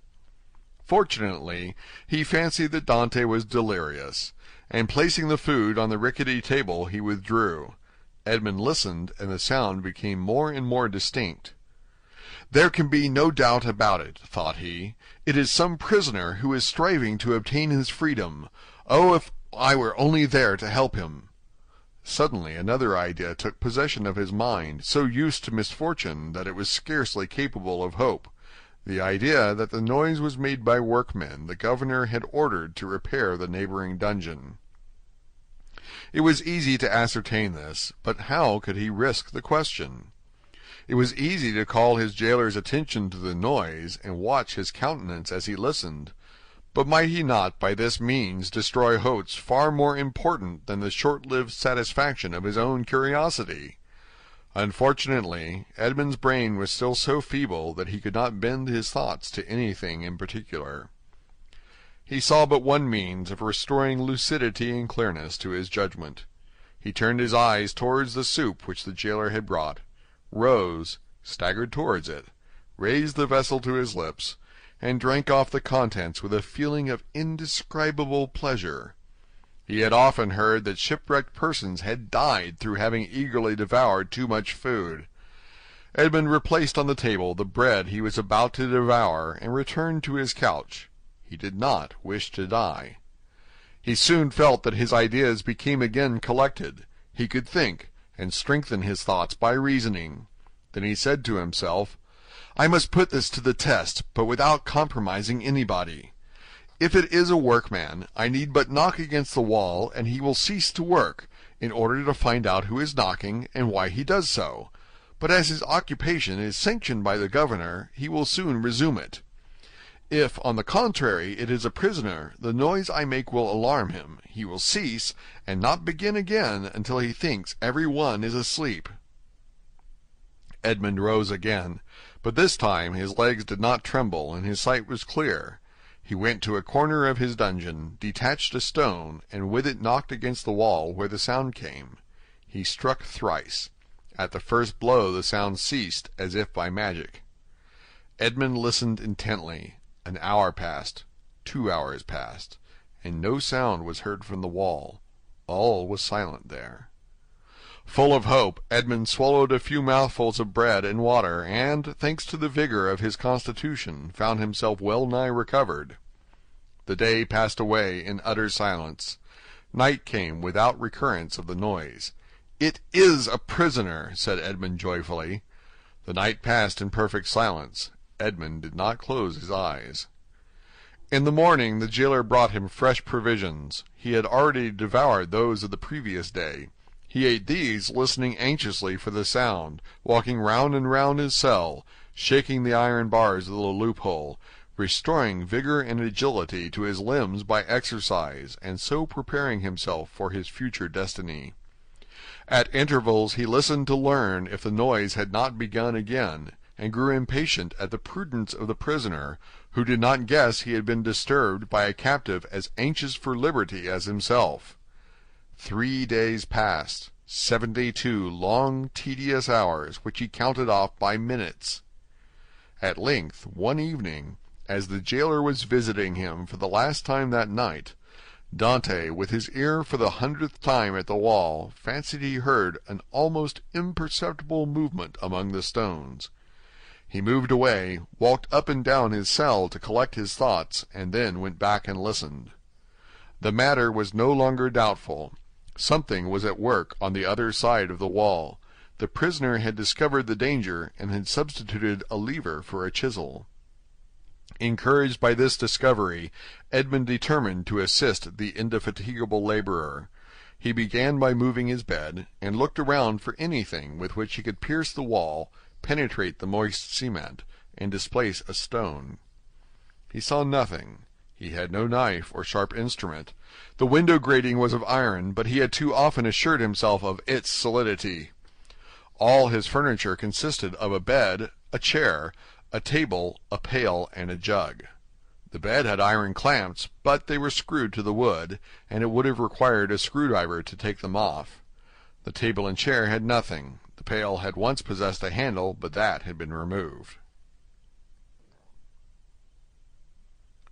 Dante had but one resource, which was to break the jug, and with one of the sharp fragments attack the wall. He let the jug fall on the floor, and it broke in pieces. Dante concealed 2 or 3 of the sharpest fragments in his bed, leaving the rest on the floor. The breaking of his jug was too natural an accident to excite suspicion. Edmund had all the night to work in, but in the darkness he could not do much, and he soon felt that he was working against something very hard. He pushed back his bed and waited for day. All night he heard the subterranean workmen, who continued to mine his way. Day came. The jailer entered. Dante told him that the jug had fallen from his hands while he was drinking, and the jailer went grumblingly to fetch another, without giving himself the trouble to remove the fragments of the broken one. He returned speedily, advised the prisoner to be more careful, and departed. Dante heard joyfully the key grate in the lock. He listened until the sound of steps died away, and then, hastily displacing his bed, saw by the faint light that penetrated into his cell that he had labored uselessly the previous evening in attacking the stone instead of removing the plaster that surrounded it. The damp had rendered it friable, and Dante was able to break it off, in small morsels, it is true, but at the end of half an hour he had scraped off a handful. A mathematician might have calculated that in 2 years, supposing that the rock was not encountered, a passage 20 feet long and 2 feet broad might be formed. The prisoner reproached himself with not having thus employed the hours he had passed in vain hopes, prayer, and despondency. During the 6 years that he had been imprisoned, what might he not have accomplished? In 3 days he had succeeded, with the utmost precaution, in removing the cement and exposing the stonework. The wall was built of rough stones, among which, to give strength to the structure, blocks of hewn stone were at intervals embedded. It was one of these he had uncovered, and which he must remove from its socket. Dante strove to do this with his nails, but they were too weak. The fragments of the jug broke, and after an hour of useless toil he paused. Was he to be thus stopped at the beginning, and was he to wait inactive until his fellow workman had completed his task? Suddenly an idea occurred to him. He smiled, and the perspiration dried on his forehead. The jailer always brought Dante's soup in an iron saucepan. This saucepan contained soup for both prisoners, for Dante had noticed that it was either quite full or half empty, according as the turnkey gave it to him or to his companion first. The handle of the saucepan was of iron. Dante would have given 10 years of his life in exchange for it. The jailer was accustomed to pour the contents of the saucepan into Dante's plate, and Dante, after eating his soup with a wooden spoon, washed the plate, which thus served for every day. Now, when evening came, Dante put his plate on the ground near the door. The jailer, as he entered, stepped on it and broke it. This time he could not blame Dante. He was wrong to leave it there, but the jailer was wrong not to have looked before him. The jailer therefore only grumbled. Then he looked about for something to pour the soup into. Dante's entire dinner service consisted of 1 plate. There was no alternative. "Leave the saucepan," said Dante. "You can take it away when you bring me my breakfast." This advice was to the jailer's taste, as it spared him the necessity of making another trip. He left the saucepan. Dante was beside himself with joy. He rapidly devoured his food, and after waiting an hour, lest the jailer should change his mind and return, he removed his bed, took the handle of the saucepan, inserted the point between the hewn stone and rough stones of the wall, and employed it as a lever. A slight oscillation showed Dante that all went well. At the end of an hour the stone was extricated from the wall, leaving a cavity 1.5 feet in diameter. Dante carefully collected the plaster, carried it into the corner of his cell, and covered it with earth. Then, wishing to make the best use of his time while he had the means of labor, he continued to work without ceasing. At the dawn of day he replaced the stone, pushed his bed against the wall, and lay down. The breakfast consisted of a piece of bread. The jailer entered and placed the bread on the table. "Well, don't you intend to bring me another plate?" said Dante. "No," replied the turnkey. "You destroy everything. First you break your jug, then you make me break your plate. If all the prisoners followed your example, the government would be ruined. I shall leave you the saucepan, and pour your soup into that. So for the future, I hope you will not be so destructive." Dante raised his eyes to heaven and clasped his hands beneath the coverlet. He felt more gratitude for the possession of this piece of iron than he had ever felt for anything. He had noticed, however, that the prisoner on the other side had ceased to labor. No matter, this was a greater reason for proceeding. If his neighbor would not come to him, he would go to his neighbor. All day he toiled on untiringly, and by the evening he had succeeded in extracting 10 handfuls of plaster and fragments of stone. When the hour for his jailer's visit arrived, Dante straightened the handle of the saucepan as well as he could, and placed it in its accustomed place. The turnkey poured his ration of soup into it, together with the fish, for thrice a week the prisoners were deprived of meat. This would have been a method of reckoning time, had not Dante long ceased to do so. Having poured out the soup, the turnkey retired. Dante wished to ascertain whether his neighbor had really ceased to work. He listened. All was silent, as it had been for the last 3 days. Dante sighed. It was evident that his neighbor distrusted him. However, he toiled on all the night without being discouraged, but after 2 or 3 hours he encountered an obstacle. The iron made no impression, but met with a smooth surface. Dante touched it, and found that it was a beam. This beam crossed, or rather blocked up, the hole Dante has made. It was necessary, therefore, to dig above or under it. The unhappy young man had not thought of this. "Oh, my God, murmured he, "I have so earnestly prayed to you that I hoped my prayers had been heard. After having deprived me of my liberty, after having deprived me of death, after having recalled me to existence, my God, have pity on me, and do not let me die in despair." "Who talks of God and despair at the same time?" said a voice that seemed to come from beneath the earth, and, deadened by the distance, sounded hollow and sepulchral in the young man's ears. Edmund's hair stood on end, and he rose to his knees. "Ah," said he, "I hear a human voice." Edmund had not heard anyone speak save his jailer for 4 or 5 years, and a jailer is no man to a prisoner. He is a living door, a barrier of flesh and blood, adding strength to restraints of oak and iron. "In the name of heaven," cried Dante, "speak again, though the sound of your voice terrifies me. Who are you?" "Who are you?" said the voice. "An unhappy prisoner," replied Dante, who made no hesitation in answering. "Of what country?" "A Frenchman." "Your name?" "Edmond Dante." "Your profession?" "A sailor." "How long have you been here?" "Since the 28th of February, 1815. "Your crime?" "I am innocent." "But of what are you accused?" "Of having conspired to aid the Emperor's return." "What? For the Emperor's return? The Emperor is no longer on the throne, then?" "He abdicated at Fontainebleau in 1814, and was sent to the island of Elba. But how long have you been here that you are ignorant of all this?" "Since 1811. Dante shuddered.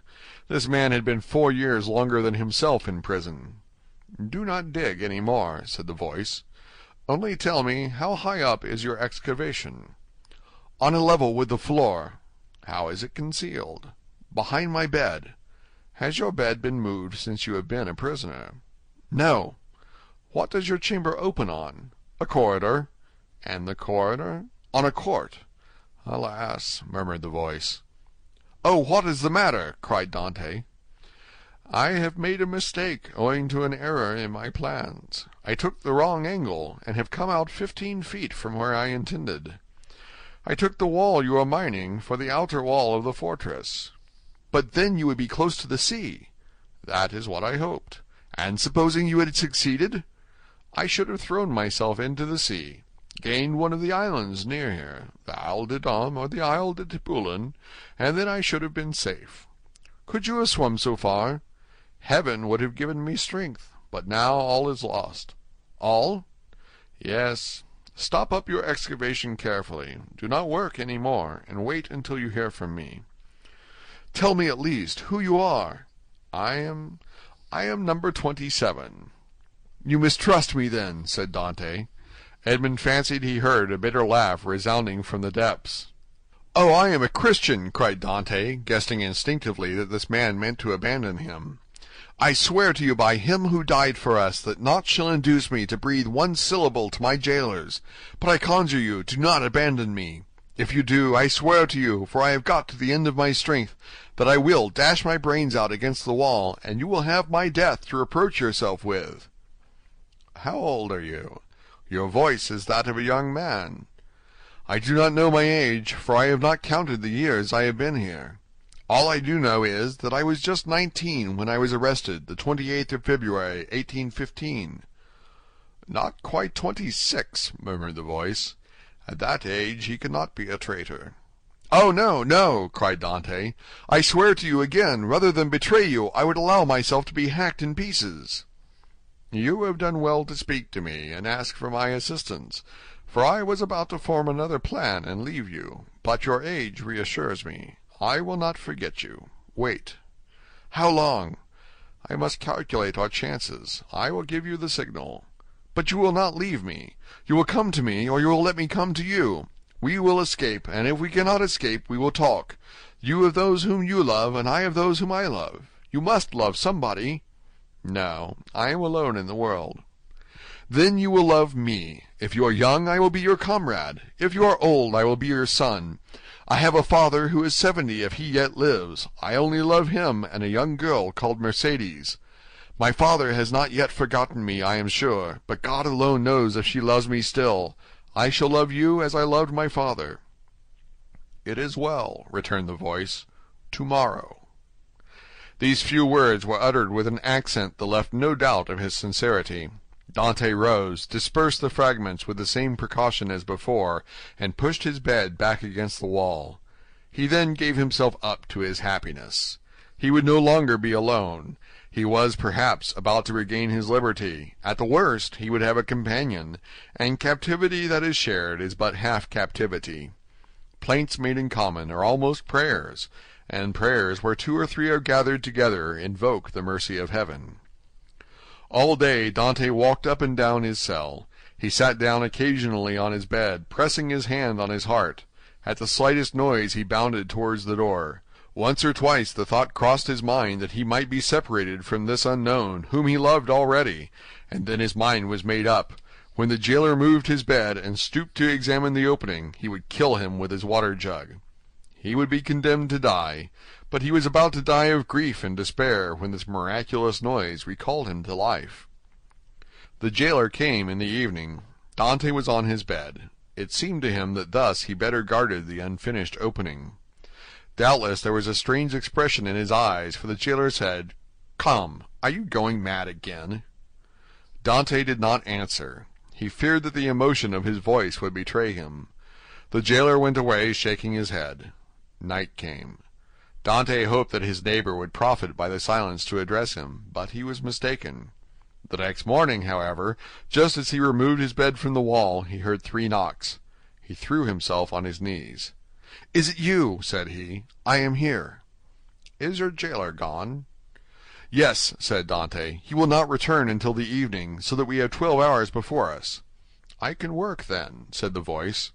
"Oh, yes, yes, this instant, I entreat you." In a moment that part of the floor on which Dante was resting his 2 hands, as he knelt with his head in the opening, suddenly gave way. He drew back smartly, while a mass of stones and earth disappeared in a hole that opened beneath the aperture he himself had formed. Then from the bottom of this passage, the depth of which it was impossible to measure, he saw appear, first the head, then the shoulders, and lastly the body of a man who sprang lightly into his cell. End of chapter 15. Chapter 16. A learned Italian. Seizing in his arms the friend so long and ardently desired, Dantès almost carried him towards the window, in order to obtain a better view of his features by the aid of the imperfect light that struggled through the grating. He was a man of small stature, with hair bleached rather by suffering and sorrow than by age. He had a deep-set, penetrating eye, almost buried beneath the thick grey eyebrow, and a long, and still black, beard reaching down to his breast. His thin face, deeply furrowed by care, and the bold outline of his strongly marked features, betokened a man more accustomed to exercise his mental faculties than his physical strength. Large drops of perspiration were now standing on his brow, while the garments that hung about him were so ragged that one could only guess at the pattern upon which they had originally been fashioned. The stranger might have numbered 60 or 65 years, but a certain briskness and appearance of vigour in his movements made it probable that he was aged more from captivity than the course of time. He received the enthusiastic greeting of his young acquaintance with evident pleasure, as though his chilled affections were rekindled and invigorated by his contact with one so warm and ardent.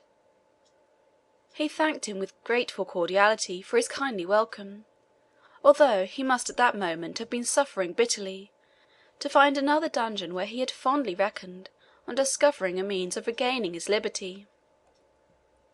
"Let us first see," said he, "whether it is possible to remove the traces of my entrance here. Our future tranquillity depends upon our jailers being entirely ignorant of it."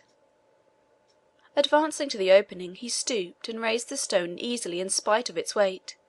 Then, fitting it into its place, he said, "You removed this stone very carelessly, but I suppose you had no tools to aid you." "Why," exclaimed Dantès with astonishment, "do you possess any?"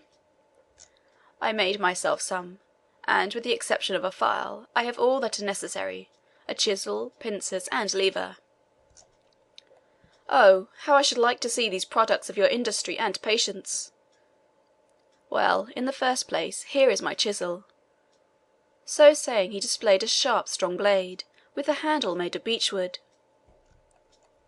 "And with what did you contrive to make that?" inquired Dantès. "With one of the clamps of my bedstand, and this very tool has sufficed me to hollow out the road by which I came hither, a distance of about 50 feet." "50 feet!" responded Dantès, almost terrified. "Do not speak so loud, young man. Don't speak so loud.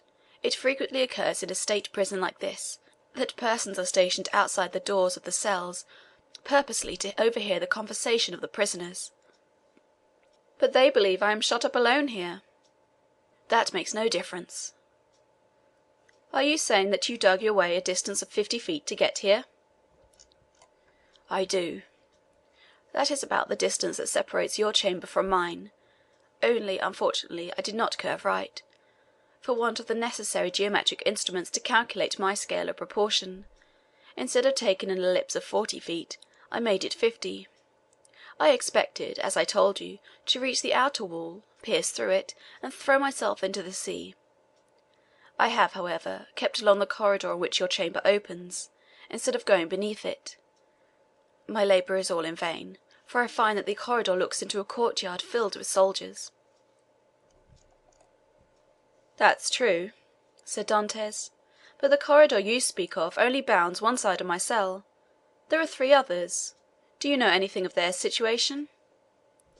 "This one is built against the solid rock, and it would take 10 experienced miners, duly furnished with the requisite tools, as many years to perforate it. This adjoins the lower part of the governor's apartments, and were we to work our way through, we should only get into some lock-up cells, where we must necessarily be recaptured. The 4th and last side of your cell faces on... Stop a minute. Now where does it face?" The wall of which he spoke was the one in which was fixed the loophole by which light was admitted to the chamber. This loophole, which gradually diminished in size as it approached the outside to an opening through which a child could not have passed, was, for better security, furnished with 3 iron bars, so as to quiet all apprehensions, even in the mind of the most suspicious jailer, as to the possibility of a prisoner's escape. As the stranger asked the question, he dragged the table beneath the window. "Climb up," said he to Dantès. The young man obeyed, mounted on the table, and, divining the wishes of his companion, placed his back securely against the wall, and held out both hands.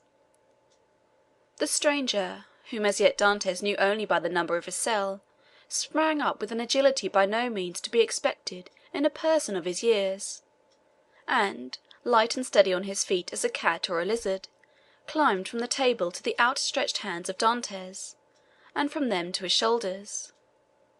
Then, bending double, for the ceiling of the dungeon prevented him from holding himself erect, he managed to slip his head between the upper bars of the window, so as to be able to command a perfect view from top to bottom. An instant afterwards he hastily drew back his head, saying, "I thought so." and sliding from the shoulders of Dantès as dexterously as he had descended, he nimbly leaped from the table to the ground. "What was it that you thought?" asked the young man anxiously, in his turn descending from the table.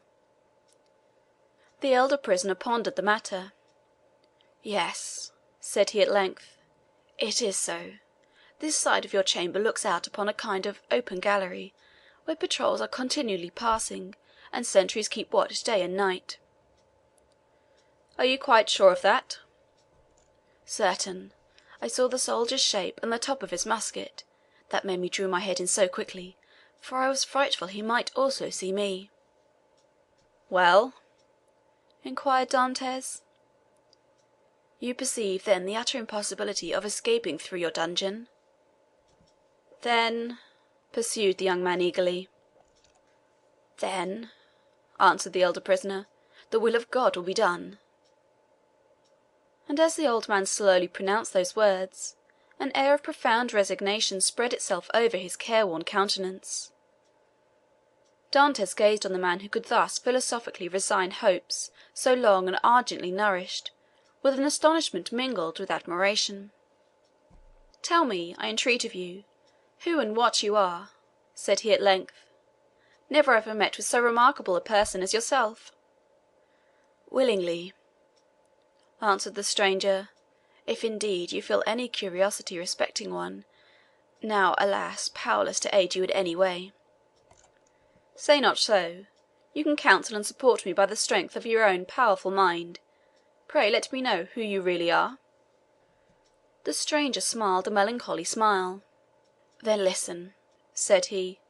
"I am the Abbé Faria, and have been imprisoned, as you know, in this Château d'Elf since the year 1811, previously to which I had been confined for 3 years in the fortress of Fenestrella. In the year 1811 I was transferred to Piedmont in France. It was at this period I learned that the destiny which seemed subservient to every wish formed by Napoleon had bestowed on him a son, named King of Rome even in his cradle. I was very far then from expecting the change you have just informed me of, namely, that 4 years afterwards this colossus of power would be overthrown. Then who reigns in France at this moment? Napoleon II? No, Louis XVIII. The brother of Louis XVII? How inscrutable are the ways of Providence! For what great and mysterious purpose has it pleased Heaven to abase the man once so elevated, and rise up him who was so abased?" Dantès' whole attention was riveted on a man who could thus forget his own misfortunes while occupying himself with the destinies of others. "Yes, yes," continued he, "'twill be the same as it were in England. After Charles I, Cromwell; after Cromwell, Charles II, and then James II, and then some son-in-law or relation, some Prince of Orange, a stadtholder, who becomes a king; then new concessions to the people, then a constitution, then liberty. Ah, my friend," said the abbé, turning towards Dantès, and surveying him with the kindling gaze of a prophet, "you are young, you will see all this come to pass." "Probably, if I ever get out of prison." "True," replied Faria. "We are prisoners, but I forget this sometimes, and there are even moments when my mental vision transports me beyond these walls, and I fancy myself at liberty." "But wherefore are you here?" "Because in 1807 I dreamed of the very plan Napoleon tried to realize in 1811; because, like Machiavelli, I desired to alter the political face of Italy, and instead of allowing it to be split up into a quantity of petty principalities, each held by some weak or tyrannical ruler, I sought to form one large, compact, and powerful empire. And lastly, because I fancied I had found my Caesar Borgia in a crowned simpleton, who feigned to enter into my views only to betray me. It was the plan of Alexander VI. And Clement VII., but it will never succeed now, for they attempted it fruitlessly, and Napoleon was unable to complete his work. Italy seems fated to misfortune."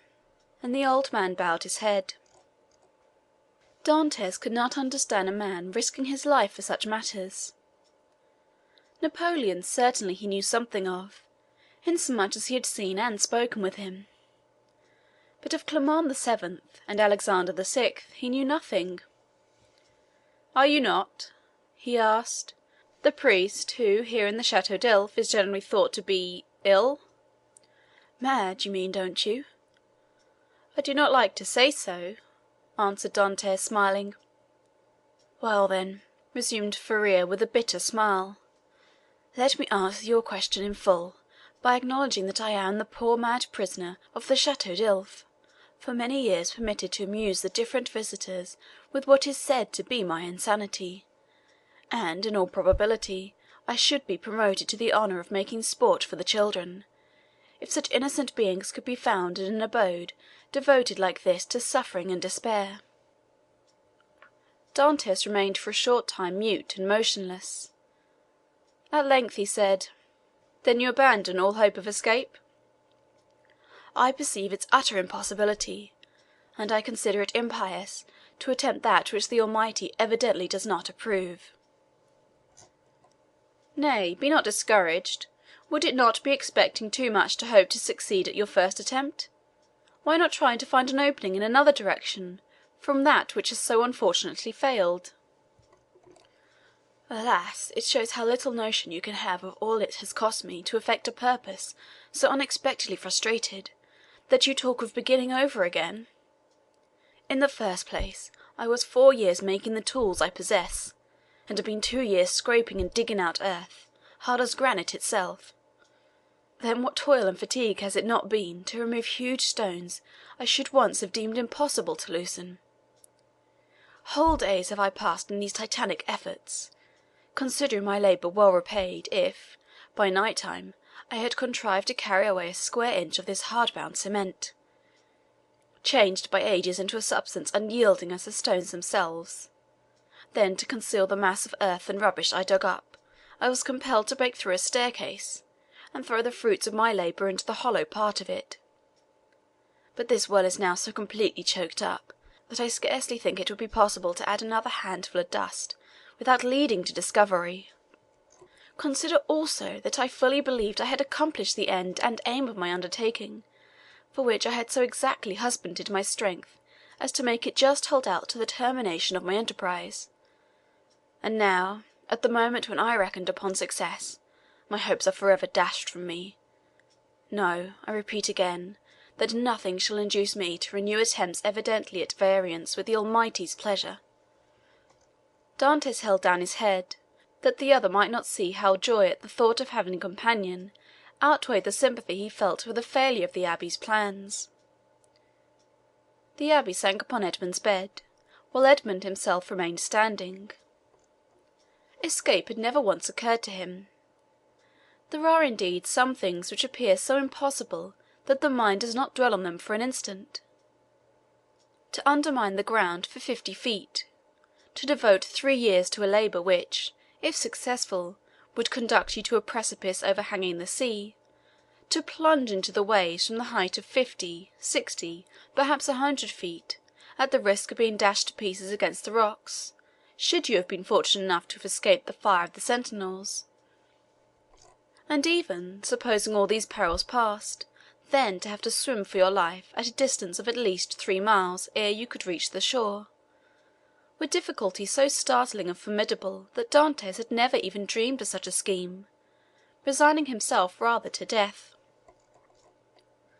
But the sight of an old man clinging to life with so desperate a courage gave a fresh turn to his ideas, and inspired him with new courage. Another, older and less strong than he, had attempted what he had not had sufficient resolution to undertake, and had failed only because of an error in calculation.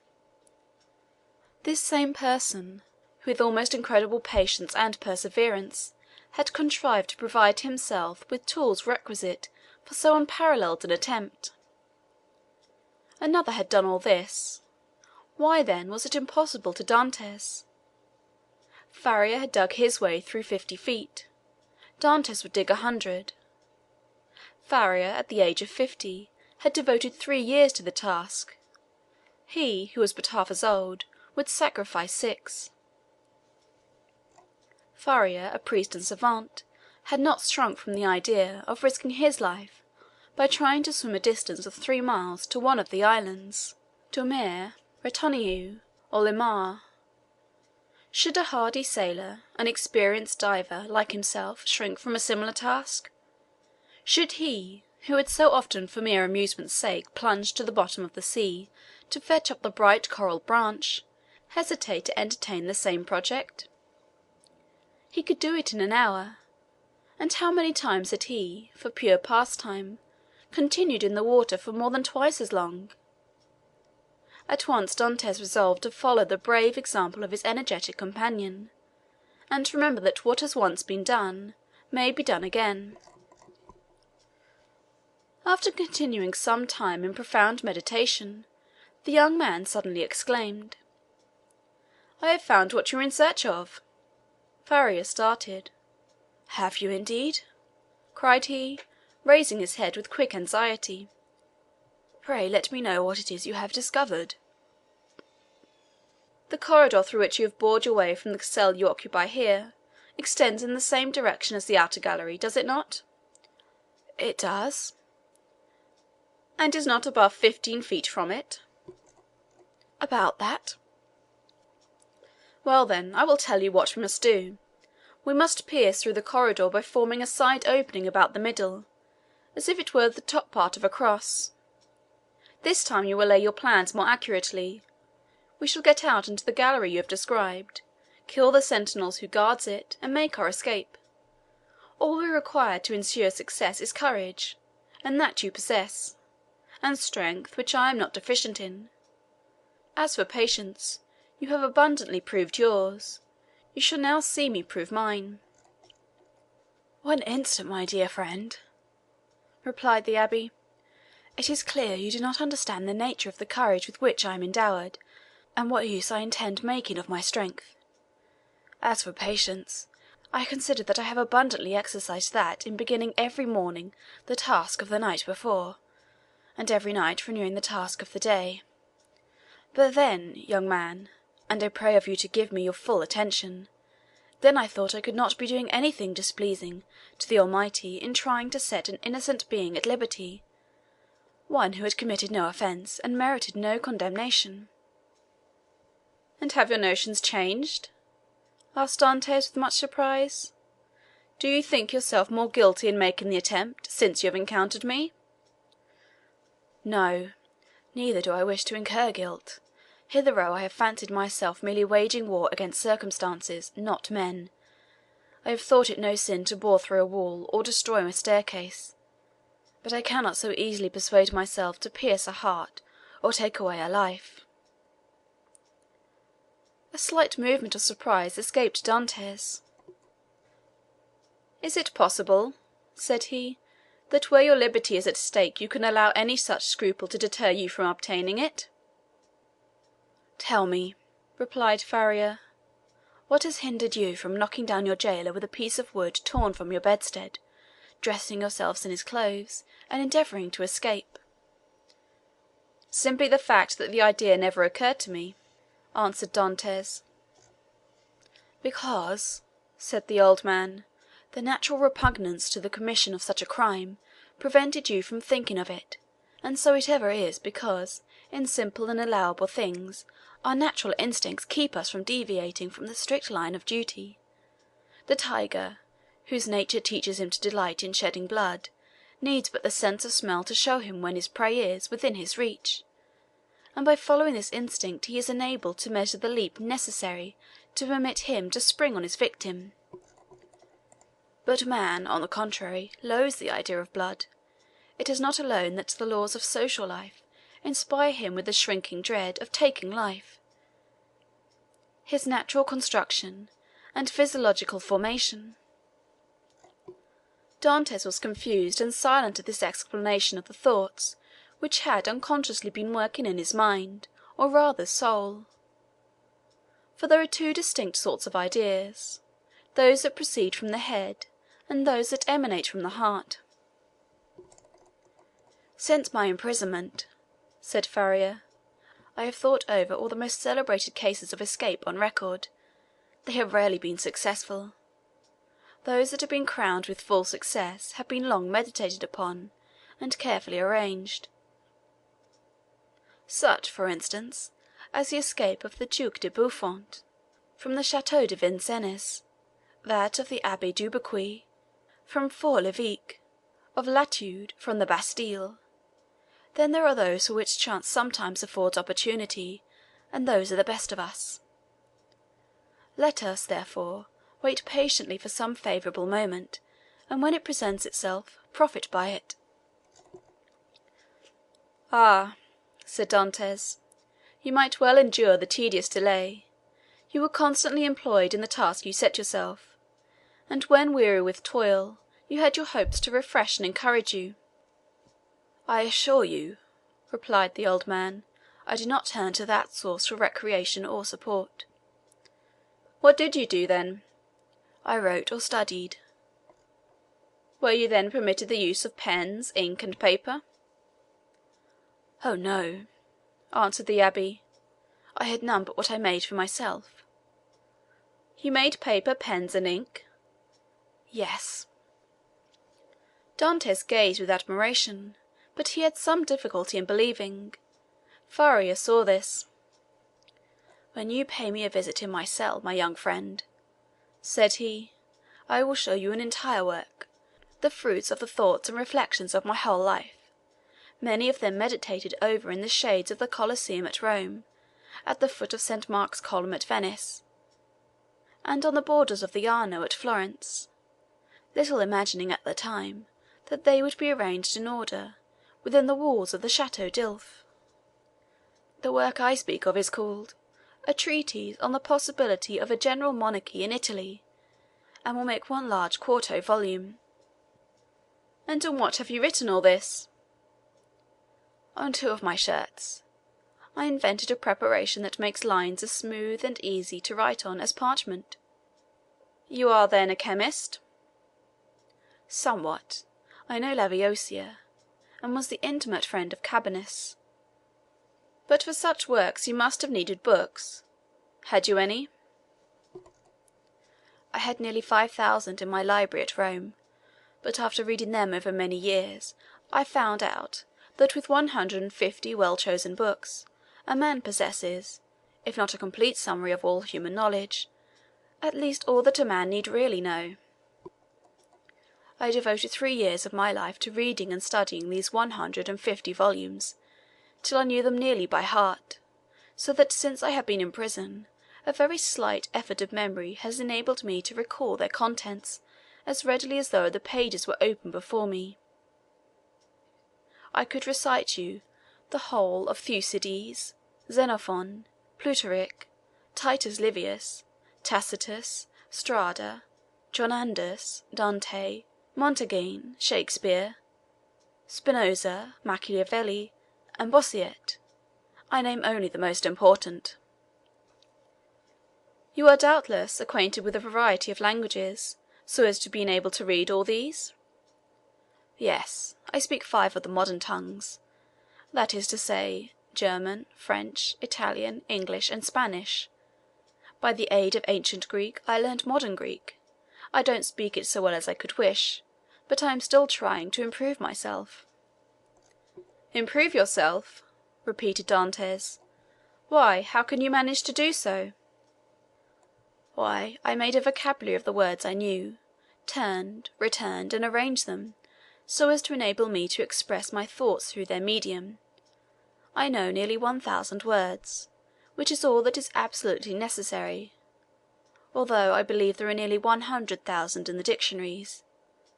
I cannot hope to be very fluent, but I certainly should have no difficulty in explaining my wants and wishes, and that would be quite as much as I should ever require." Stronger grew the wonder of Dantès, who almost fancied he had to do with one gifted with supernatural powers. Still hoping to find some imperfection which might bring him down to a level with human beings, he added, "Then, if you were not furnished with pens, how did you manage to write the work which you speak of?" "I made myself some excellent ones, which would be universally preferred to all others if once known. You are aware what huge whitings are served to us on maigre days.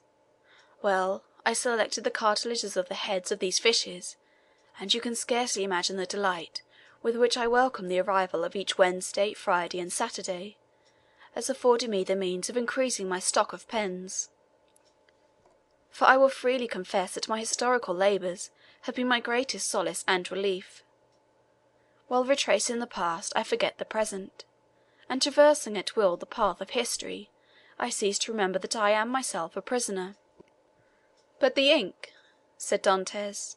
"Of what do you make your ink?" "There was formerly a fireplace in my dungeon," replied Faria, "but it was closed up long ere I became an occupant of this prison. Still, it must have been many years in use, for it was thickly covered with a coating of soot. This soot I dissolved in a portion of the wine brought to me every Sunday, and I assure you a better ink cannot be desired. For very important notes, for which closer attention is required, I pricked one of my fingers, and wrote with my own blood." "And when," asked Dantès, "may I see all this?" "Whenever you please," replied the abbé. "Oh, then let it be directly!" exclaimed the young man. "Follow me, then," said the abbé, as he re-entered the subterranean passage, in which he soon disappeared, followed by Dantès. Chapter 17. The Abbé's Chamber. After having passed with tolerable ease through the subterranean passage, which, however, did not admit of their holding themselves erect, the two friends reached the further end of the corridor, into which the abbé's cell opened. From that point the passage became much narrower, and barely permitted one to creep through on hands and knees. The floor of the abbé's cell was paved, and it had been by raising one of the stones in the most obscure corner that Faria had been able to commence the laborious task of which Dantès had witnessed the completion. As he entered the chamber of his friend, Dantès cast around one eager and searching glance in quest of the expected marvels, but nothing more than common met his view. "It is well," said the abbé. "We have some hours before us. It is now just 12:15 o'clock. Instinctively Dantès turned round to observe by what watch or clock the abbé had been able so accurately to specify the hour. "Look at this ray of light which enters by my window," said the abbé, "and then observe the lines traced on the wall. Well, by means of these lines, which are in accordance with the double motion of the earth, and the ellipse it describes round the sun, I am enabled to ascertain the precise hour with more minuteness than if I possessed a watch, for that might be broken or deranged in its movements, while the sun and earth never vary in their appointed paths." This last explanation was wholly lost upon Dantès, who had always imagined, from seeing the sun rise from behind the mountains and set in the Mediterranean, that it moved, and not the earth. A double movement of the globe he inhabited, and of which he could feel nothing, appeared to him perfectly impossible.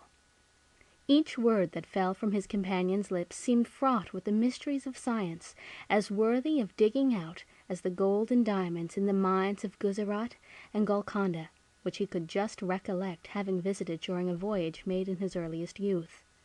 "Come," he said to the abbé, "I am anxious to see your treasures." The abbé smiled, and proceeding to the disused fireplace, raised, by the help of his chisel, a long stone, which had doubtless been the hearth, beneath which was a cavity of considerable depth, serving as a safe depository of the articles mentioned to Dantès. "What do you wish to see first?" asked the abbé. "Oh, your great work on the monarchy of Italy." Faria then drew forth from his hiding-place 3 or 4 rolls of linen, laid one over the other, like folds of papyrus. These rolls consisted of slips of cloth, about 4 inches wide and 18 long. They were all carefully numbered and closely covered with writing, so legible that Dantès could easily read it, as well as make out the sense, it being in Italian, a language he, as a Provençal, perfectly understood. "There," he said, "there is the work complete. I wrote the word finis at the end of the 68th strip about a week ago. I have torn up 2 of my shirts, and as many handkerchiefs as I was master of, to complete the precious pages. Should I ever get out of prison, and find in all Italy a printer courageous enough to publish what I have composed, my literary reputation is forever secured." "I see," answered Dantes. "Now let me behold the curious pens with which you have written your work." "Look," said Faria, showing to the young man a slender stick about 6 inches long, and much resembling the size of the handle of a fine painting brush, to the end of which was tied by a piece of thread one of those cartilages of which the Abbé had before spoken to Dantes. It was pointed and divided at the nib like an ordinary pen. Dantes examined it with intense admiration, then looked around to see the instrument with which it had been shaped so correctly into form. "Ah, yes," said Faria, "the penknife. That's my masterpiece. I made it, as well as this larger knife, out of an old iron candlestick. The penknife was sharp and keen as a razor. As for the other knife, it would serve a double purpose, and with it one could cut and thrust." Dantes examined the various articles shown to him with the same attention that he had bestowed on the curiosities and strange tools exhibited in the shops at Marseilles, as the works of the savages in the South Seas from whence they had been brought by the different trading vessels. "As for the ink," said Faria, "I told you how I managed to obtain that, and I only just make it from time to time as I require it." "One thing still puzzles me," observed Dantes, "and that is how you managed to do all this by daylight." "I worked at night also," replied Faria. "Night? Why, for heaven's sake, are your eyes like cats that you can see to work in the dark?"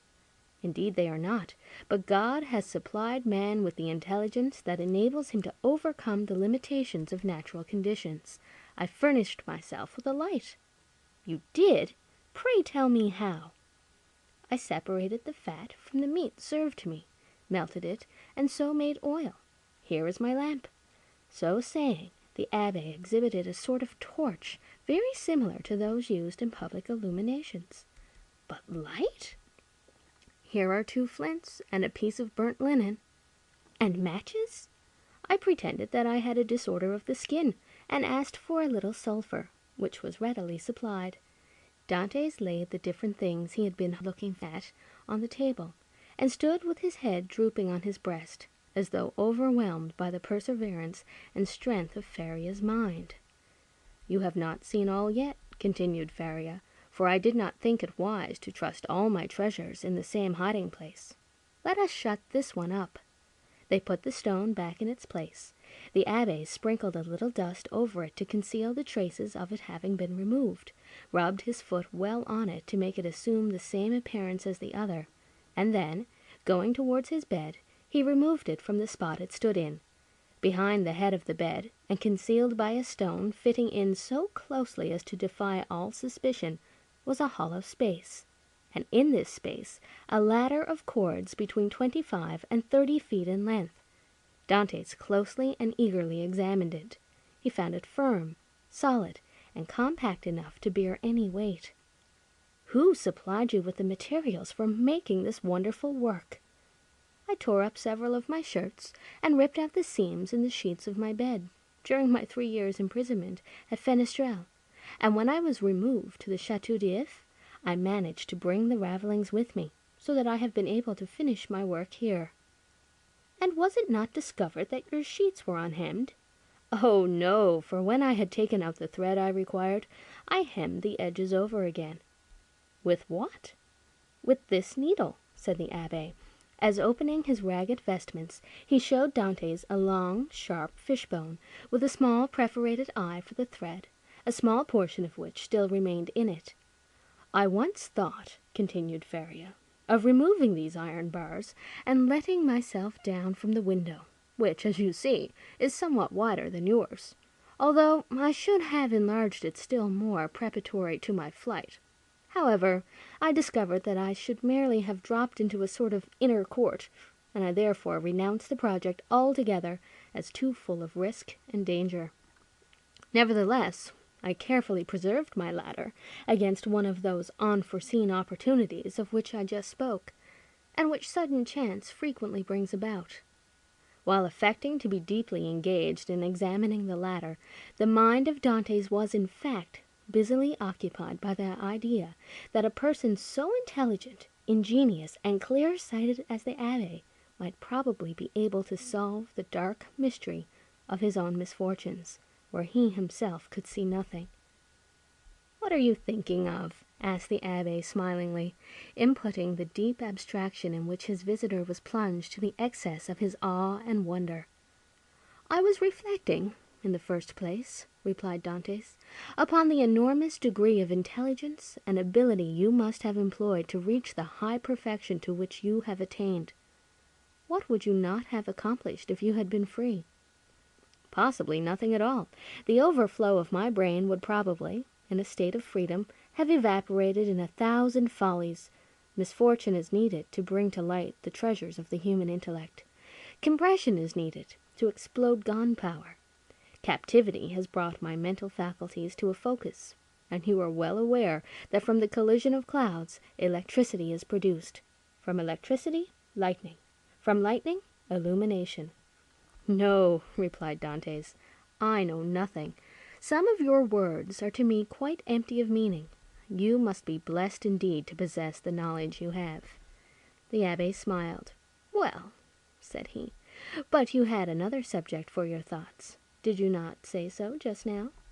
"I did." "You have told me, as yet, but one of them. Let me hear the other." "It was this, that while you had related to me all the particulars of your past life, you were perfectly unacquainted with mine. Your life, my young friend, has not been of sufficient length to admit of your having passed through any very important events. It has been long enough to inflict on me a great and undeserved misfortune. I would fain fix the source of it on man, that I may no longer vent reproaches upon heaven." "Then you profess ignorance of the crime with which you are charged." "I do indeed, and this I swear by the two beings most dear to me upon the earth, my father and Mercedes." "Come," said the Abbé, closing his hiding-place and pushing the bed back to its original situation. "Let me hear your story." Dantes obeyed, and commenced what he called his history, but which consisted only of the account of the voyage to India, and 2 or 3 voyages to the Levant, until he arrived at the recital of his last cruise, with the death of Captain Leclerc, and the receipt of a packet to be delivered by himself to the Grand Marshal. His interview with that personage, and his receiving, in place of the packet brought, a letter addressed to a Monsieur Noirtier, his arrival at Marseilles, and interview with his father, his affection for Mercedes and their nuptial feast, his arrest and subsequent examination, his temporary detention at the Palais de Justice, and his final imprisonment in the Château d'If. From this point everything was a blank to Dantes. He knew nothing more, not even the length of time he had been imprisoned. His recital finished, the Abbé reflected long and earnestly.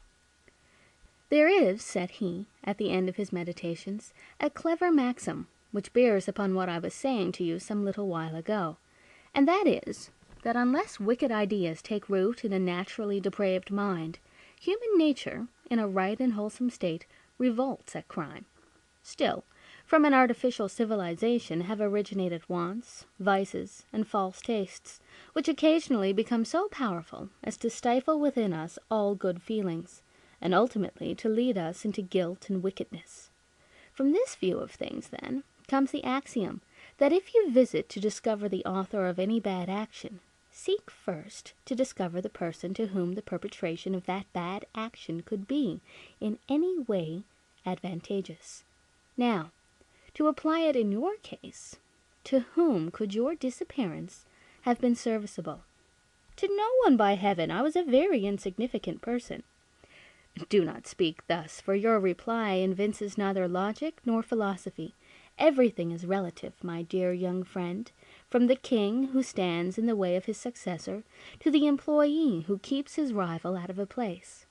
Now, in the event of the king's death, his successor inherits a crown.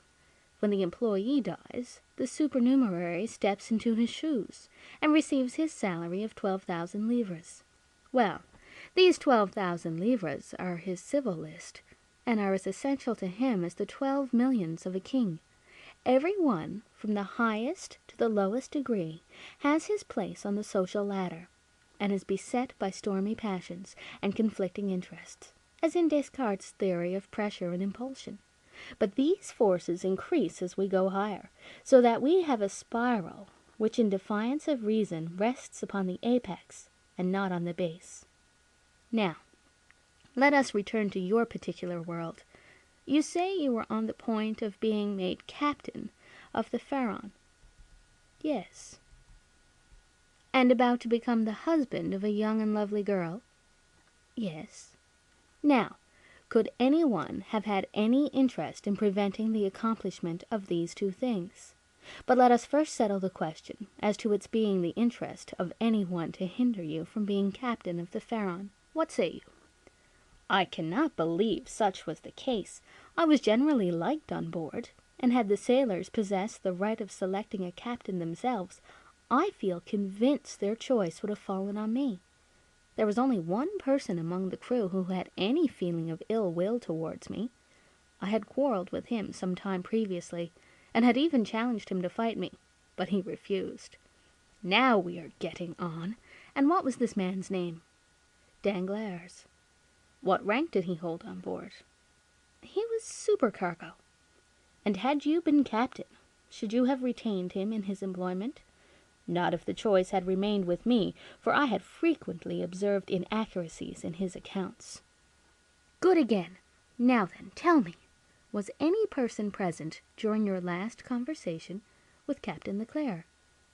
No, we were quite alone. Could your conversation have been overheard by anyone? It might, for the cabin door was open, and... Stay, now I recollect. Danglars himself passed by just as Captain Leclerc was giving me the packet for the Grand Marshal. That's better, cried the Abbé. Now we are on the right scent. Did you take anybody with you when you put into the port of Elba? Nobody. Somebody there received your packet, and gave you a letter in place of it, I think. Yes, the Grand Marshal did. And what did you do with that letter? Put it into my portfolio. You had your portfolio with you, then. Now, how could a sailor find room in his pocket for a portfolio large enough to contain an official letter? You are right. It was left on board. Then it was not till your return to the ship that you put the letter in the portfolio. No.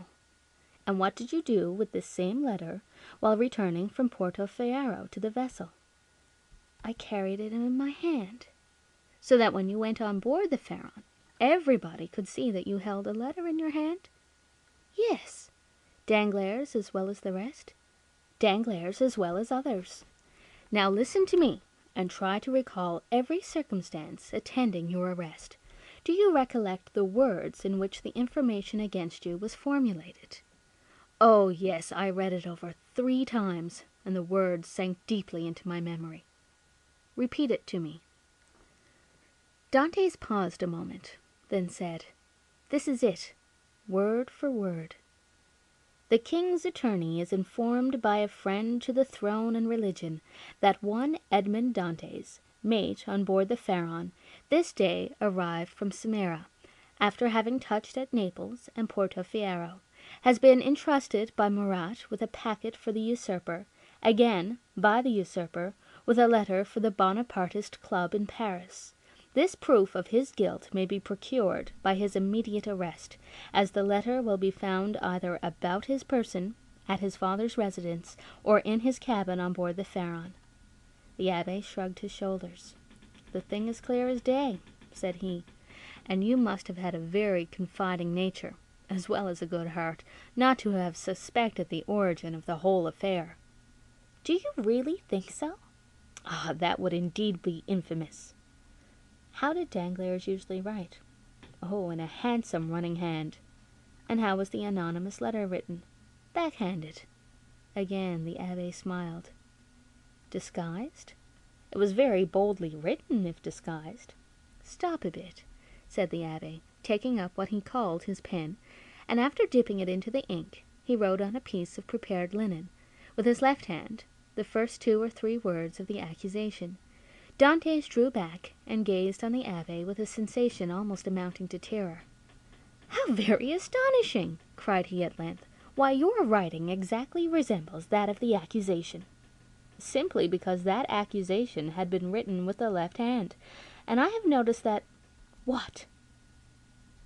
"That while the writing of different persons done with the right hand varies, that performed with the left hand is invariably uniform. You have evidently seen and observed everything. Oh, let us proceed." "Oh, yes, yes." "Now, as regards the second question." "I'm listening." "Was there any person whose interest it was to prevent your marriage with Mercedes?" "Yes, a young man who loved her." "And his name was—" "Fernand." "That is the Spanish name, I think." "He was a Catalan. You imagine him capable of writing the letter?" "Oh, no, he would more likely have got rid of me by sticking a knife into me." "That is in strict accordance with the Spanish character. An assassination they will unhesitatingly commit, but an act of cowardice, never." "Besides," said Dantès, "the various circumstances mentioned in the letter were wholly unknown to him." "You had never spoken of them yourself to anyone?" "To no one." "Not even to your mistress?" "No, not even to my betrothed." "Then it is Danglars." "I feel quite sure of it now." "Wait a little. Pray, was Danglars acquainted with Fernand?" "No." "Yes, he was. Now I recollect." "What?" "To have seen them both sitting at table together under an arbor at Père Pamphil's the evening before the day fixed for my wedding. They were in earnest conversation. Danglars was joking in a friendly way, but Fernand looked pale and agitated." "Were they alone?" "There was a third person with them, whom I knew perfectly well, and who had, in all probability, made their acquaintance. He was a tailor named Caderousse, but he was very drunk." "Stay! How strange that it should not have occurred to me before! Now I remember quite well that on the table round which they were sitting were pens, ink, and paper." "Oh, the heartless, treacherous scoundrels!" exclaimed Dantès, pressing his hand to his throbbing brows. "Is there anything else I can assist you in discovering, besides the villainy of your friends?" inquired the abbé with a laugh. "Yes, yes," replied Dantès eagerly. "I would beg of you, who see so completely to the depth of things, and to whom the greatest mystery seems but an easy riddle, to explain to me how it was that I underwent no second examination, was never brought to trial, and above all, was condemned without ever having had sentence passed on me." "That is altogether a different and more serious matter," responded the abbé. "The ways of justice are frequently too dark and mysterious to be easily penetrated. All we have hitherto done in the matter has been child's play. If you wish me to enter upon the more difficult part of the business, you must assist me by the most minute information on every point. Pray ask me whatever questions you please, for in good truth you see more clearly into my life than I do myself." "In the first place, then, who examined you? The king's attorney, his deputy, or a magistrate?" "The deputy." "Was he young or old?" "About 6 or 7 and 20 years of age, I should say." "So," answered the abbé, "old enough to be ambitious, but too young to be corrupt. And how did he treat you?" "With more of mildness than severity." "Did you tell him your whole story?" "I did." "And did his conduct change at all in the course of your examination?" "He did appear much disturbed when he read the letter that had brought me into this scrape. He seemed quite overcome by my misfortune." "By your misfortune?" "Yes." "Then you feel quite sure that it was your misfortune he deplored?" "He gave me one great proof of his sympathy at any rate." "And that?" "He burnt the sole evidence that could have at all incriminated me." "What, the accusation?" "No, the letter." "Are you sure?" "I saw it done." "That alters the case. This man might after all be a greater scoundrel than you have thought possible." "Upon my word," said Dantès, "you make me shudder. Is the world filled with tigers and crocodiles?" "Yes, and remember that two-legged tigers and crocodiles are more dangerous than the others." "Never mind, let us go on." "With all my heart. You tell me he burned the letter?" "He did, saying at the same time, 'You see, I thus destroy the only proof existing against you.' This action is somewhat too sublime to be natural." "You think so?" "I am sure of it. To whom was this letter addressed?" "To Monsieur Noirtier, number 13, Coq Héron, Paris." "Now, can you conceive of any interest that your heroic deputy could possibly have had in the destruction of that letter?" "Why, it is not altogether impossible. He might have had, for he made me promise several times never to speak of that letter to anyone, assuring me he so advised me for my own interest. And more than this, he insisted on my taking a solemn oath never to utter the name mentioned in the address." "Noirtier?" repeated the abbé. "Noirtier! I knew a person of that name at the count of the Queen of Etruria, a Noirtier, who had been a Girondin during the Revolution." "What was your deputy called?" "De Villefort." The abbé burst into a fit of laughter, while Dantès gazed on him in utter astonishment. "What ails you?" he said at length. "Do you see that ray of sunlight?" "I do." "Well, the whole thing is more clear to me than that sunbeam is to you. Poor fellow, you poor young man, and you tell me this magistrate expressed great sympathy and commiseration for you?" "He did." "And the worthy man destroyed your compromising letter?" "Yes." "Why, you poor, short-sighted simpleton, can you not guess who this Noirtier was, whose very name he was so careful to keep concealed? Noirtier was his father."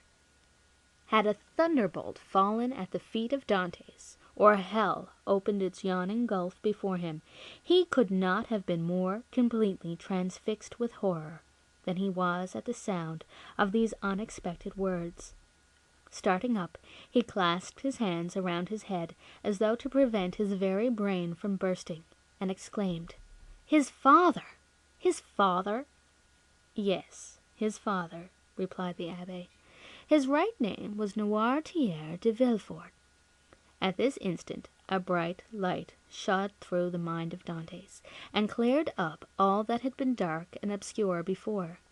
The change that had come over Villefort during the examination, the destruction of the letter, the exacted promise, the almost supplicating tones of the magistrate, who seemed rather to implore mercy than to pronounce punishment, all returned with a stunning force to his memory.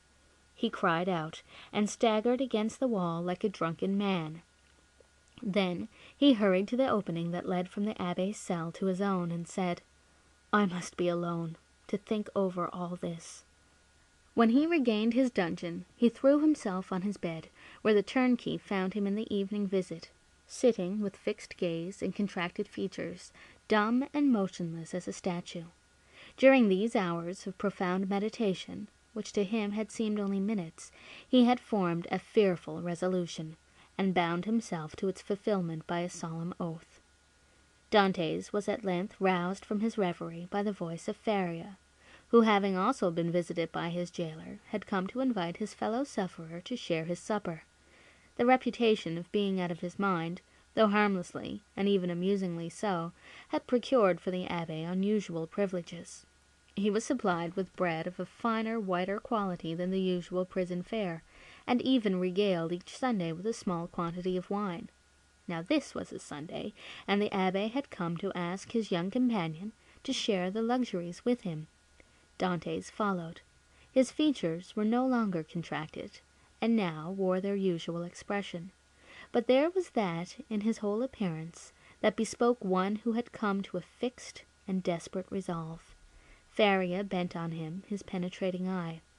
"I regret now," said he, "having helped you in your late inquiries, or having given you the information I did." "Why so?" inquired Dantès. because it has instilled a new passion in your heart, that of vengeance." Dante smiled. "Let us talk of something else," said he. Again the abbé looked at him, then mournfully shook his head, but in accordance with Dante's request, he began to speak of other matters. The elder prisoner was one of those persons whose conversation, like that of all who have experienced many trials, contained many useful and important hints, as well as sound information. But it was never egotistical, for the unfortunate man never alluded to his own sorrows. Dantes listened with admiring attention to all he said. Some of his remarks corresponded with what he already knew, or applied to the sort of knowledge his nautical life had enabled him to acquire. A part of the good abbé's words, however, were wholly incomprehensible to him, but, like the aurora which guides the navigator in northern latitudes, opened new vistas to the inquiring mind of the listener, and gave fantastic glimpses of new horizons, enabling him justly to estimate the delight an intellectual mind would have in following one so richly gifted as Faria along the heights of truth, where he was so much at home. "You must teach me a small part of what you know," said Dantes, "if only to prevent your growing weary of me. I can well believe that so learned a person as yourself would prefer absolute solitude to being tormented with the company of one as ignorant and uninformed as myself. If you will only agree to my request, I promise you never to mention another word about escaping." The abbé smiled. "Alas, my boy," said he, "human knowledge is confined within very narrow limits, and when I have taught you mathematics, physics, history, and the 3 or 4 modern languages with which I am acquainted, you will know as much as I do myself. Now, it will scarcely require 2 years for me to communicate to you the stock of learning I possess." "2 years!" exclaimed Dantes. "Do you really believe I can acquire all these things in so short a time?" "Not their application, certainly, but their principles you may. To learn is not to know. There are the learners and the learned. Memory makes the one, philosophy the other." "But cannot one learn philosophy?" "Philosophy cannot be taught. It is the application of the sciences to truth. It is like the golden cloud in which the Messiah went up to heaven." "Well, then," said Dantes, "what shall you teach me first? I am in a hurry to begin. I want to learn." "Everything," said the abbé, and that very evening the prisoner sketched a plan of education, to be entered upon the following day. Dantes possessed a prodigious memory, combined with an astonishing quickness and readiness of conception. The mathematical turn of his mind rendered him apt at all kinds of calculation, while his naturally poetical feelings threw a light and pleasing veil over the dry reality of arithmetical computation, or the rigid severity of geometry. He already knew Italian, and had also picked up a little of the romantic dialect during voyages to the East, and by the aid of these 2 languages he easily comprehended the construction of all the others, so that at the end of 6 months he began to speak Spanish, English, and German. In strict accordance with the promise made to the abbé, Dantes spoke no more of escape. Perhaps the delight his studies afforded him left no room for such thoughts. Perhaps the recollection that he had pledged his word, on which his sense of honor was keen, kept him from referring in any way to the possibilities of flight. Days, even months, passed by unheeded in one rapid and instructive course. At the end of a year, Dantes was a new man. Dantes observed, however, that Faria, in spite of the relief his society afforded, daily grew sadder. One thought seemed incessantly to harass and distract his mind. Sometimes he would fall into long reveries, sigh heavily and involuntarily, then suddenly rise, and with folded arms began pacing the confined space of his dungeon. One day he stopped all at once and exclaimed, "Oh, if there were no sentinel!" "There shall not be one a minute longer than you please," said Dantes, who had followed the workings of his thoughts as accurately as though his brain were enclosed in crystal, so clear as to display its minutest operation. "I have already told you," answered the abbé, that I loathe the idea of shedding blood. And yet the murder, if you choose to call it so, would be simply a measure of self-preservation. No matter, I could never agree to it. Still, you have thought of it. Incessantly, alas, cried the Abbé. And you have discovered a means of regaining our freedom, have you not? Asked Dantès eagerly. I have. If it were only possible to place a deaf and blind sentinel in the gallery beyond us. He shall be both blind and deaf, replied the young man, with an air of determination that made his companion shudder. No, no, cried the Abbé, impossible. Dantès endeavored to renew the subject. The Abbé shook his head in token of disapproval, and refused to make any further response. 3 months passed away. Are you strong? The Abbé asked one day of Dantès. The young man, in reply, took up the chisel, bent it into the form of a horseshoe, and then as readily straightened it. And will you engage not to do any harm to the sentry, except as a last resort? I promise on my honor.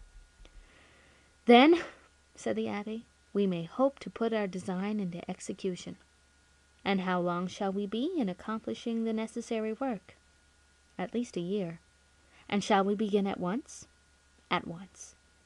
We have lost a year to no purpose, cried Dantès. Do you consider the last 12 months to have been wasted? Asked the Abbé.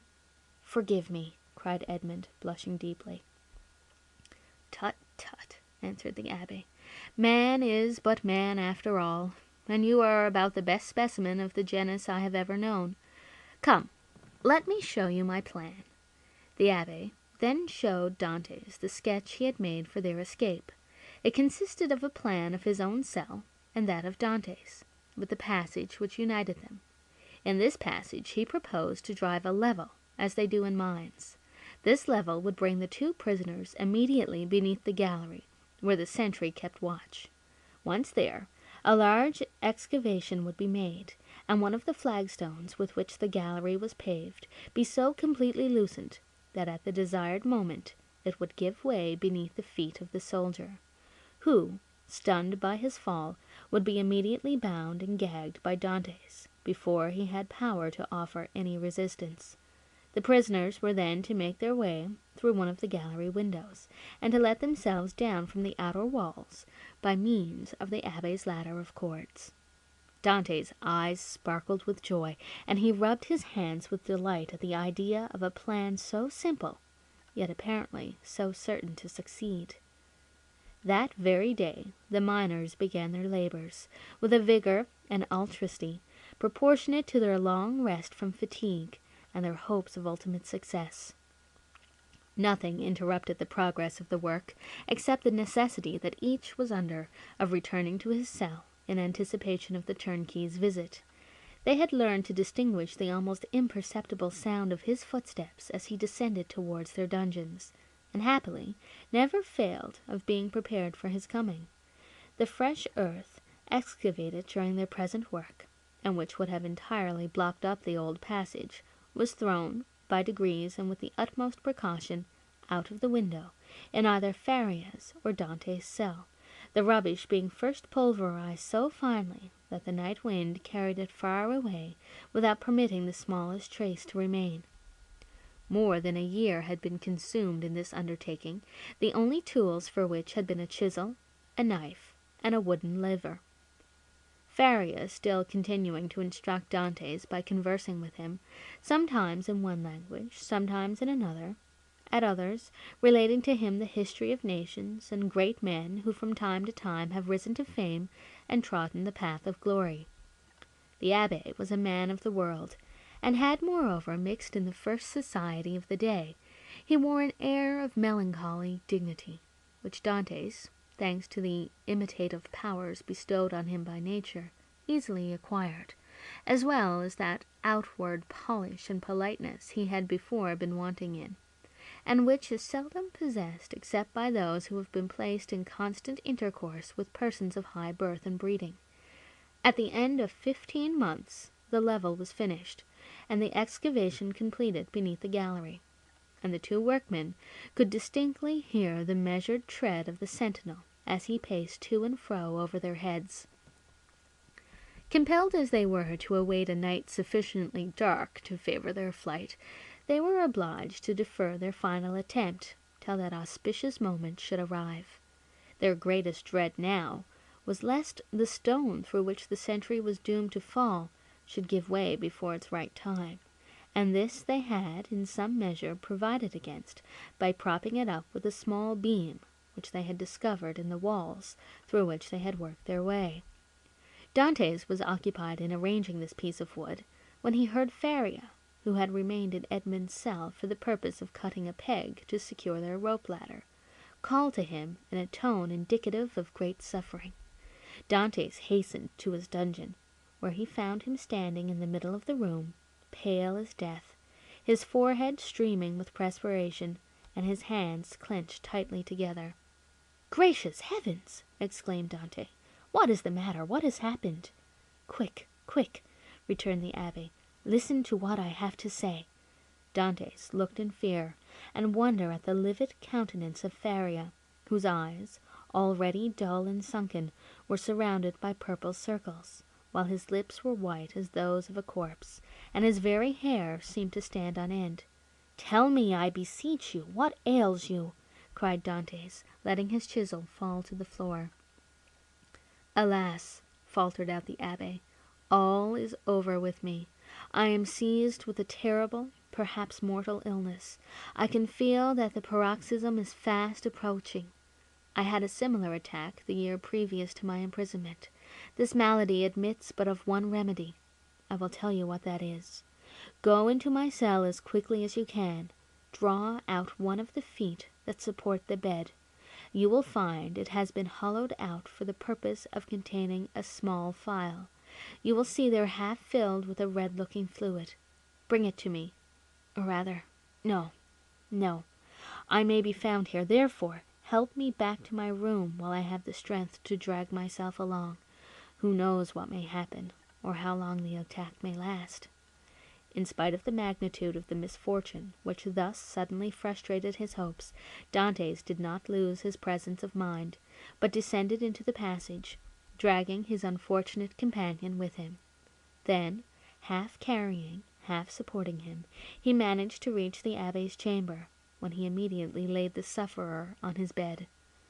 "Thanks," said the poor abbé, shivering as though his veins were filled with ice. "I am about to be seized with a fit of catalepsy. When it comes to its height, I shall probably lie still and motionless, as though dead, uttering neither sigh nor groan. On the other hand, the symptoms may be much more violent, and cause me to fall into fearful convulsions, foam at the mouth, and cry out loudly. Take care my cries are not heard, for if they are, it is more than probable I should be removed to another part of the prison, and we be separated forever. When I become quite motionless, cold, and rigid as a corpse, then, and not before, be careful about this, force open my teeth with a knife, pour from 8 to 10 drops of the liquor contained in the phial down my throat, and I may perhaps revive." "Perhaps!" exclaimed Dantès in grief-stricken tones. "Help, help!" cried the abbé. I die." So sudden and violent was the fit that the unfortunate prisoner was unable to complete the sentence. A violent convulsion shook his whole frame. His eyes stared from their sockets, his mouth was drawn on one side, his cheeks became purple. He struggled, foamed, dashed himself about, and uttered the most dreadful cries, which, however, Dantès prevented from being heard by covering his head with the blanket. The fit lasted 2 hours. Then, more helpless than an infant, and colder and paler than marble, more crushed and broken than a reed trampled underfoot, he fell back, doubled up in one last convulsion, and became as rigid as a corpse. Edmund waited till life seemed extinct in the body of his friend. Then, taking up a knife, he with difficulty forced open the closely fixed jaws, carefully administered the appointed number of drops, and anxiously awaited the result. An hour passed away, and the old man gave no sign of returning animation. Dantes began to fear he had delayed too long ere he administered the remedy, and thrusting his hands into his hair, continued gazing on the lifeless features of his friend. At length a slight colour tinged the livid cheeks. Consciousness returned to the dull open eyeballs. A faint sigh issued from the lips, and the sufferer made a feeble effort to move. "He is saved! He is saved!" cried Dantes in a paroxysm of delight. The sick man was not yet able to speak, but he pointed with evident anxiety towards the door. Dantes listened, and plainly distinguished the approaching steps of the jailer. It was therefore near 7 o'clock, but Edmund's anxiety had put all thoughts of time out of his head. The young man sprang to the entrance, darted through it, carefully drawing the stone over the opening, and hurried to his cell. He had scarcely done so before the door opened, and the jailer saw the prisoner seated as usual on the side of his bed. Almost before the key had turned in the lock, and before the departing steps of the jailer had died away in the long corridor he had to traverse, Dantes, whose restless anxiety concerning his friend left him no desire to touch the food brought him, hurried back to the abbé's chamber, and raising the stone by pressing his head against it, was soon beside the sick man's couch. Faria had now fully regained his consciousness, but he still lay helpless and exhausted. "I did not expect to see you again," he said feebly to Dantes. "And why not?" asked the young man. "Did you fancy yourself dying?" "No, I had no such idea. But knowing that all was ready for flight, I thought you might have made your escape." The deep glow of indignation suffused the cheeks of Dantes. "Without you? Did you really think me capable of that?" "At least," said the abbé, "I now see how wrong such an opinion would have been. Alas, alas, I am fearfully exhausted and debilitated by this attack." "Be of good cheer," replied Dantes. "Your strength will return." And as he spoke, he seated himself near the bed beside Faria, and took his hands. The abbé shook his head. "The last attack I had," said he, "lasted but half an hour, and after it I was hungry, and got up without help. Now I can move neither my right arm nor leg, and my head seems uncomfortable, which shows that there has been a suffusion of blood on the brain. The third attack will either carry me off, or leave me paralyzed for life." "No," cried Dantes, "you are mistaken. You will not die, and your third attack, if indeed you should have another, will find you at liberty. We shall save you another time, as we have done this, only with a better chance of success, because we shall be able to command every requisite assistance." "My good Edmund," answered the abbé, "be not deceived. The attack which has just passed away condemns me forever to the walls of a prison. None can fly from a dungeon who cannot walk." "Well, we will wait. A week, a month, 2 months if need be, and meanwhile your strength will return. Everything is in readiness for our flight, and we can select any time we choose. As soon as you feel able to swim, we will go." "I shall never swim again," replied Faria. "This arm is paralyzed, not for a time, but for ever. Lift it, and judge if I am mistaken." The young man raised the arm, which fell back by its own weight, perfectly inanimate and helpless. A sigh escaped him. "You are convinced now, Edmund, are you not?" asked the abbé. "Depend upon it, I know what I say. Since the first attack I experienced of this malady, I have continually reflected on it. Indeed, I expected it, for it is a family inheritance. Both my father and grandfather died of it in a third attack. The physician who prepared for me the remedy I have twice successfully taken was no other than the celebrated Cabanis, and he predicted a similar end for me." "The physician may be mistaken," exclaimed Dantes. "And as for your poor arm, what difference will that make? I can take you on my shoulders, and swim for both of us." "My son," said the abbé, "you, who are a sailor and a swimmer, must know as well as I do that a man so loaded would sink before he had done 50 strokes. Cease, then, to allow yourself to be duped by vain hopes that even your own excellent heart refuses to believe in. Here I shall remain till the hour of my deliverance arrives, and that, in all human probability, will be the hour of my death.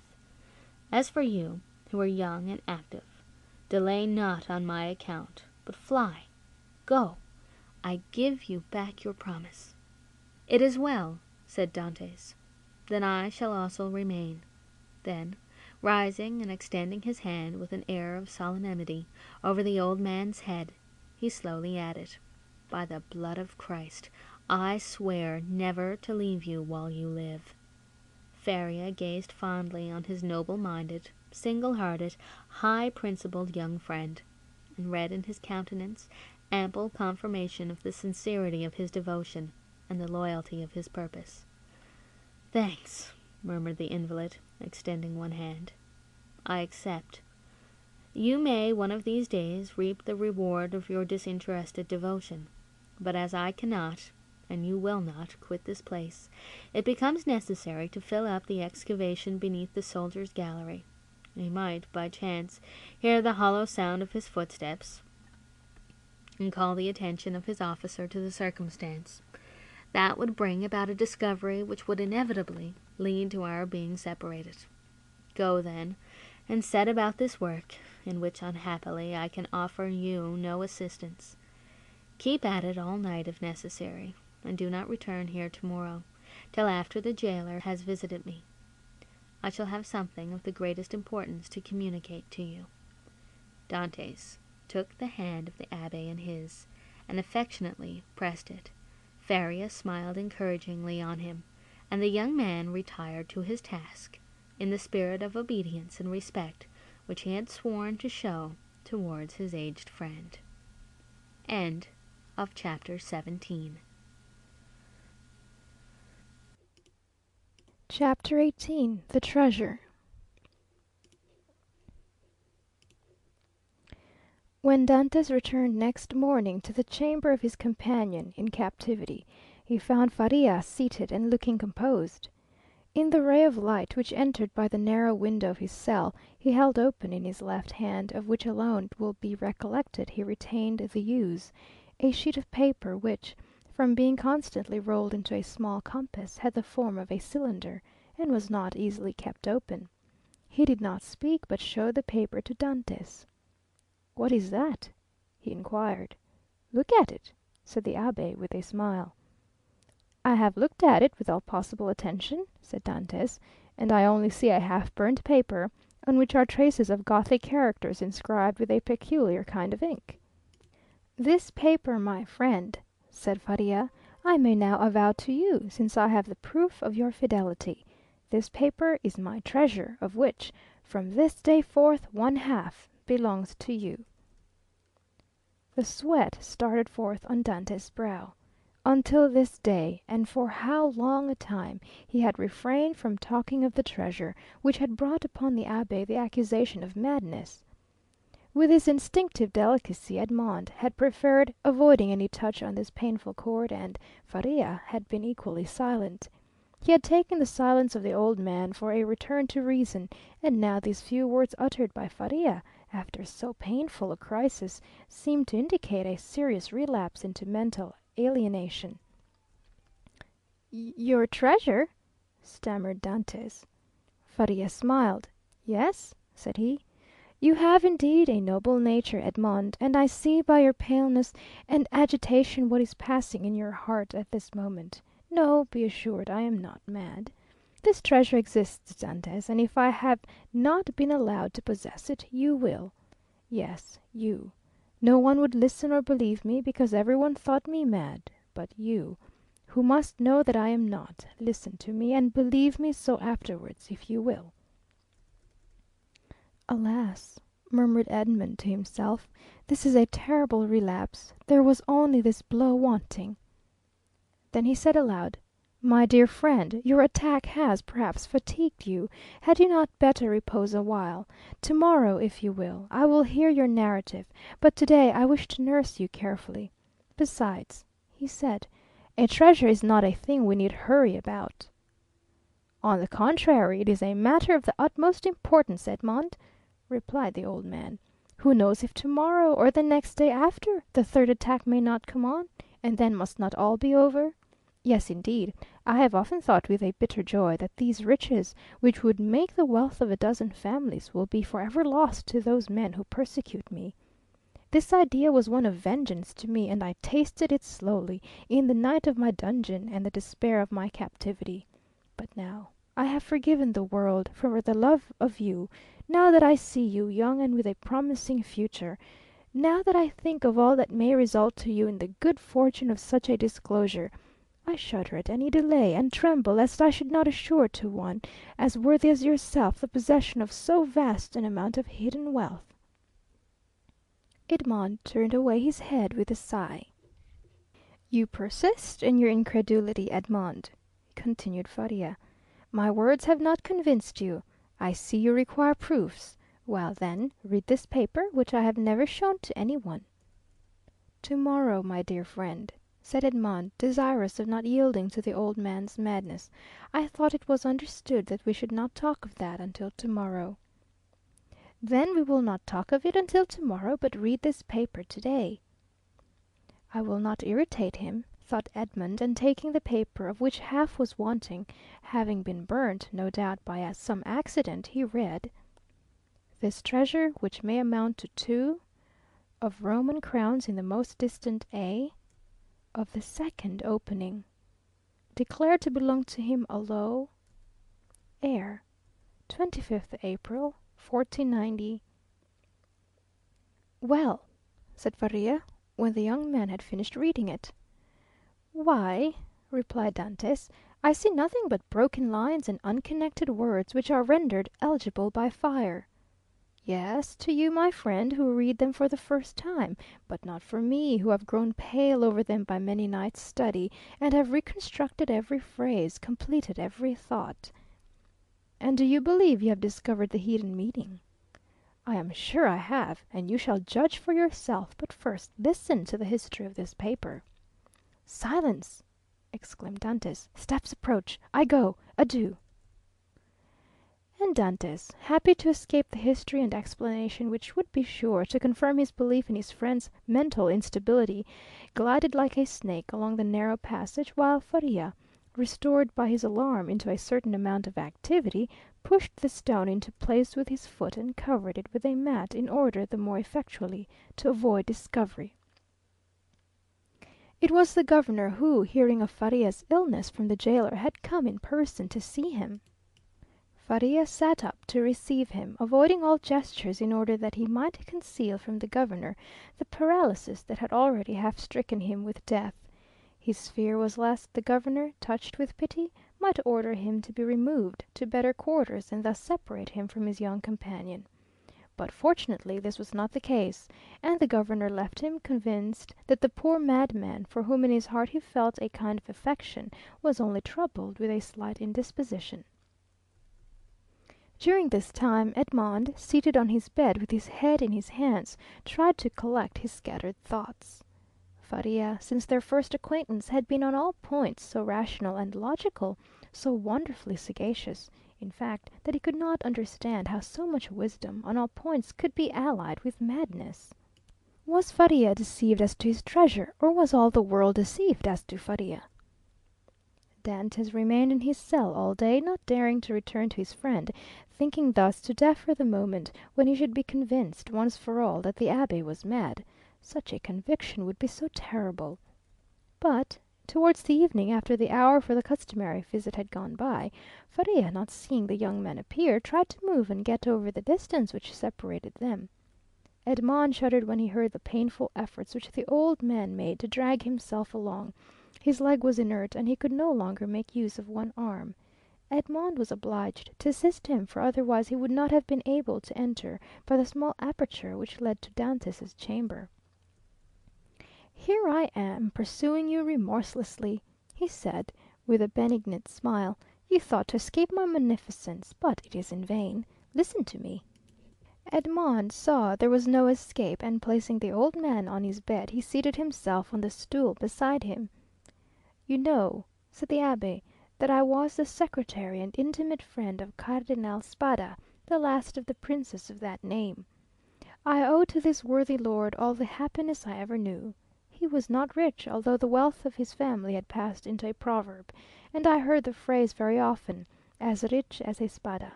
But he, like public rumour, lived on this reputation for wealth. His palace was my paradise. I was tutor to his nephews who are dead, and when he was alone in the world, I tried by absolute devotion to his will to make up to him all he had done for me during 10 years of unremitting kindness.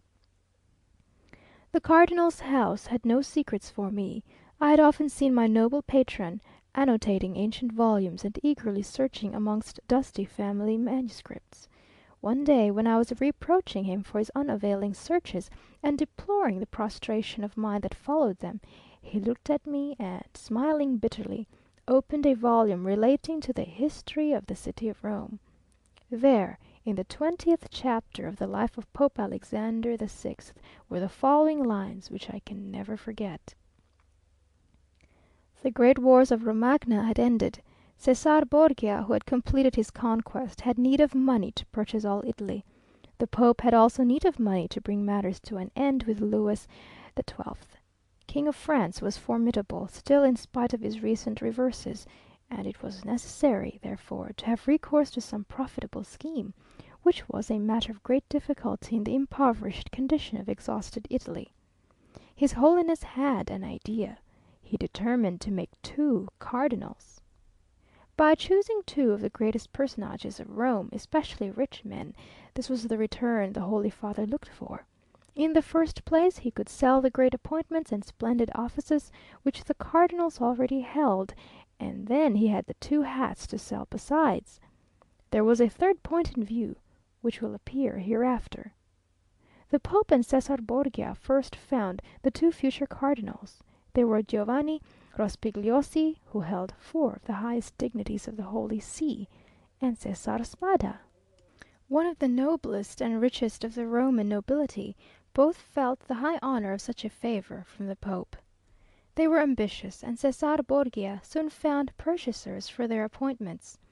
The result was that Rospigliosi and Spada paid for being cardinals, and 8 other persons paid for the offices the cardinals held before their elevation, and thus 800,000 crowns entered into the coffers of the speculators. It is time now to proceed to the last part of the speculation. The Pope heaped attentions upon Rospigliosi and Spada, conferred upon them the insignia of the cardinalate, and induced them to arrange their affairs and take up their residence at Rome. Then the Pope and Cæsar Borgia invited the 2 cardinals to dinner. This was a matter of dispute between the Holy Father and his son. Cæsar thought they could make use of one of the means which he always had ready for his friends, that is to say, in the first place, the famous key which was given to certain persons with the request that they go and open a designated cupboard. This key was furnished with a small iron point, a negligence on the part of the locksmith. When this was pressed to effect the opening of the cupboard, of which the lock was difficult, the person was pricked by this small point, and died next day. Then there was the rich king with the lion's head which Cæsar wore when he wanted to greet his friends with a clasp of the hand. The lion bit the hand thus favoured, and at the end of 24 hours the bite was mortal. Cæsar proposed to his father that they should either ask the cardinals to open the cupboard, or shake hands with them. But Alexander VI replied, "Now as to the worthy cardinals, Spada and Respigliosi, let us ask both of them to dinner. Something tells me that we shall get that money back. Besides, you forgot, Cæsar, an indigestion declares itself immediately, while a prick or a bite occasions a delay of a day or 2. Cæsar gave way before such cogent reasoning, and the cardinals were consequently invited to dinner. The table was laid in a vineyard belonging to the Pope, near San Pierdarena, a charming retreat which the cardinals knew very well by report. Rospigliosi, quite set up with his new dignities, went with a good appetite and his most ingratiating manner. Spada, a prudent man, and greatly attached to his only nephew, a young captain of the highest promise, took paper and pen, and made his will. He then sent word to his nephew to wait for him near the vineyard, but it appeared the servant did not find him. Spada knew what these invitations meant, since Christianity, so eminently civilizing, had made progress in Rome.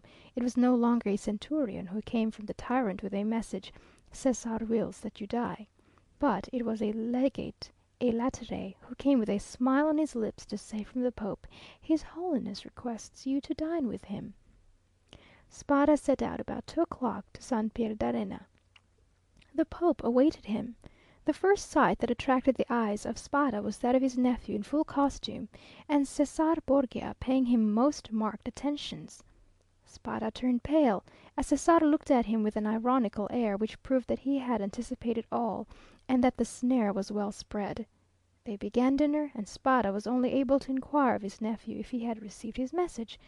The nephew replied no, perfectly comprehending the meaning of the question.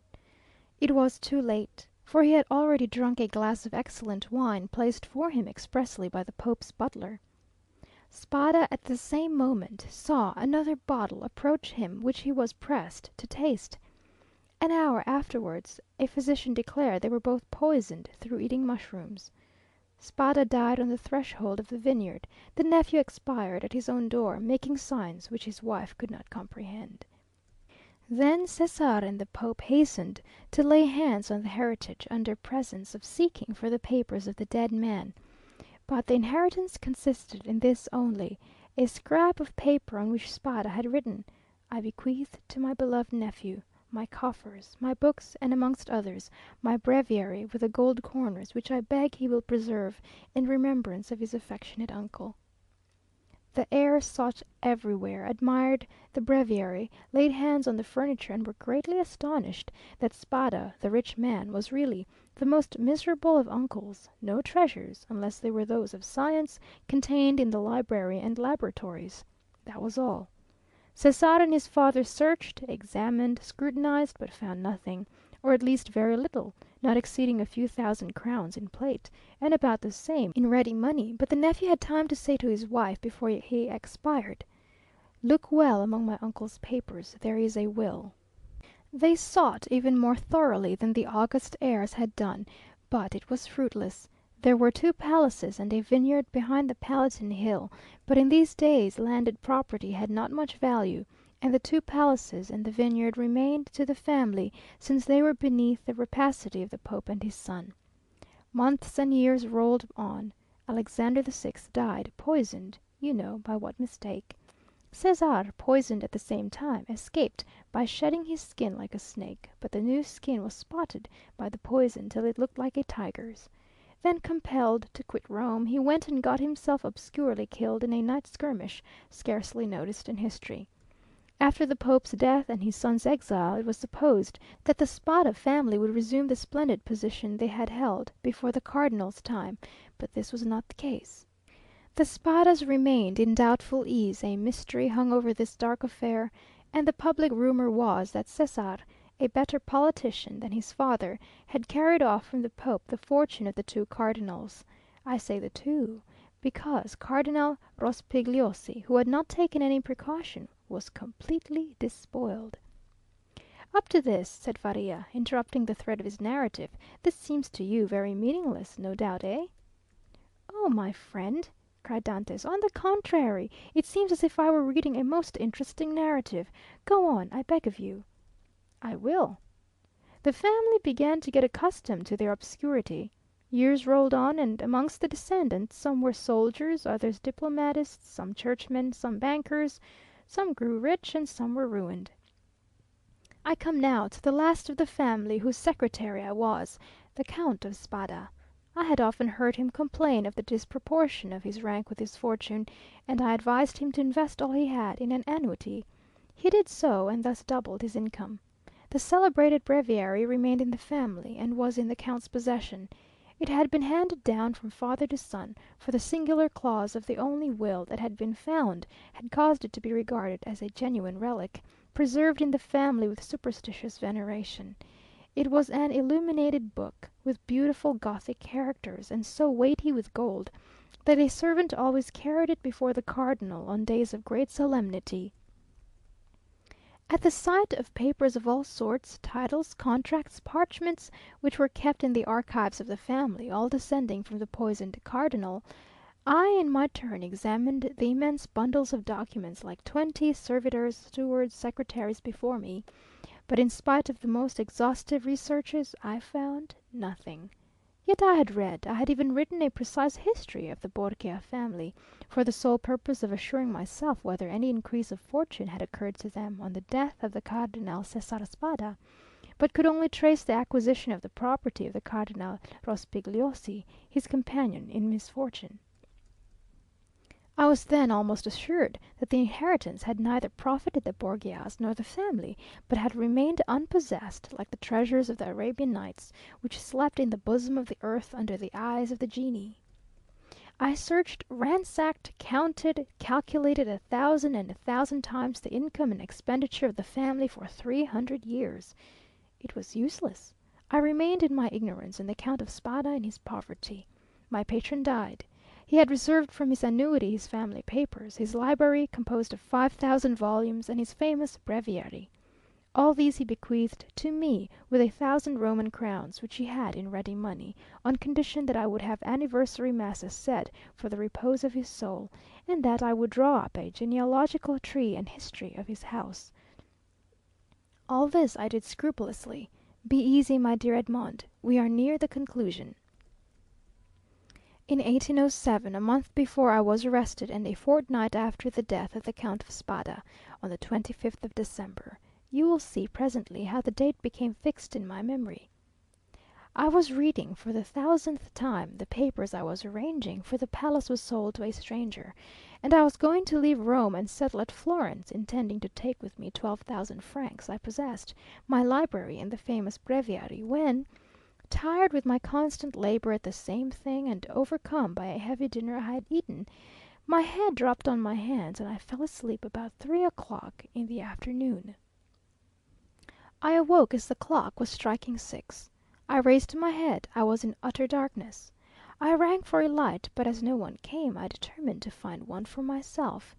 It was indeed but anticipating the simple manners which I should soon be under the necessity of adopting. I took a wax candle in one hand, and with the other groped about for a piece of paper, my matchbox being empty, with which I proposed to get a light from the small flame still playing on the embers.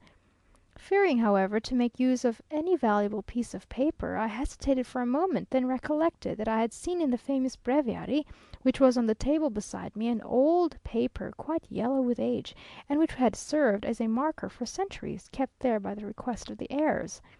I felt for it, found it, twisted it up together, and putting it on to the expiring flame, set light to it. But beneath my fingers, as if by magic, in proportion as the fire ascended, I saw yellowish characters appear on the paper.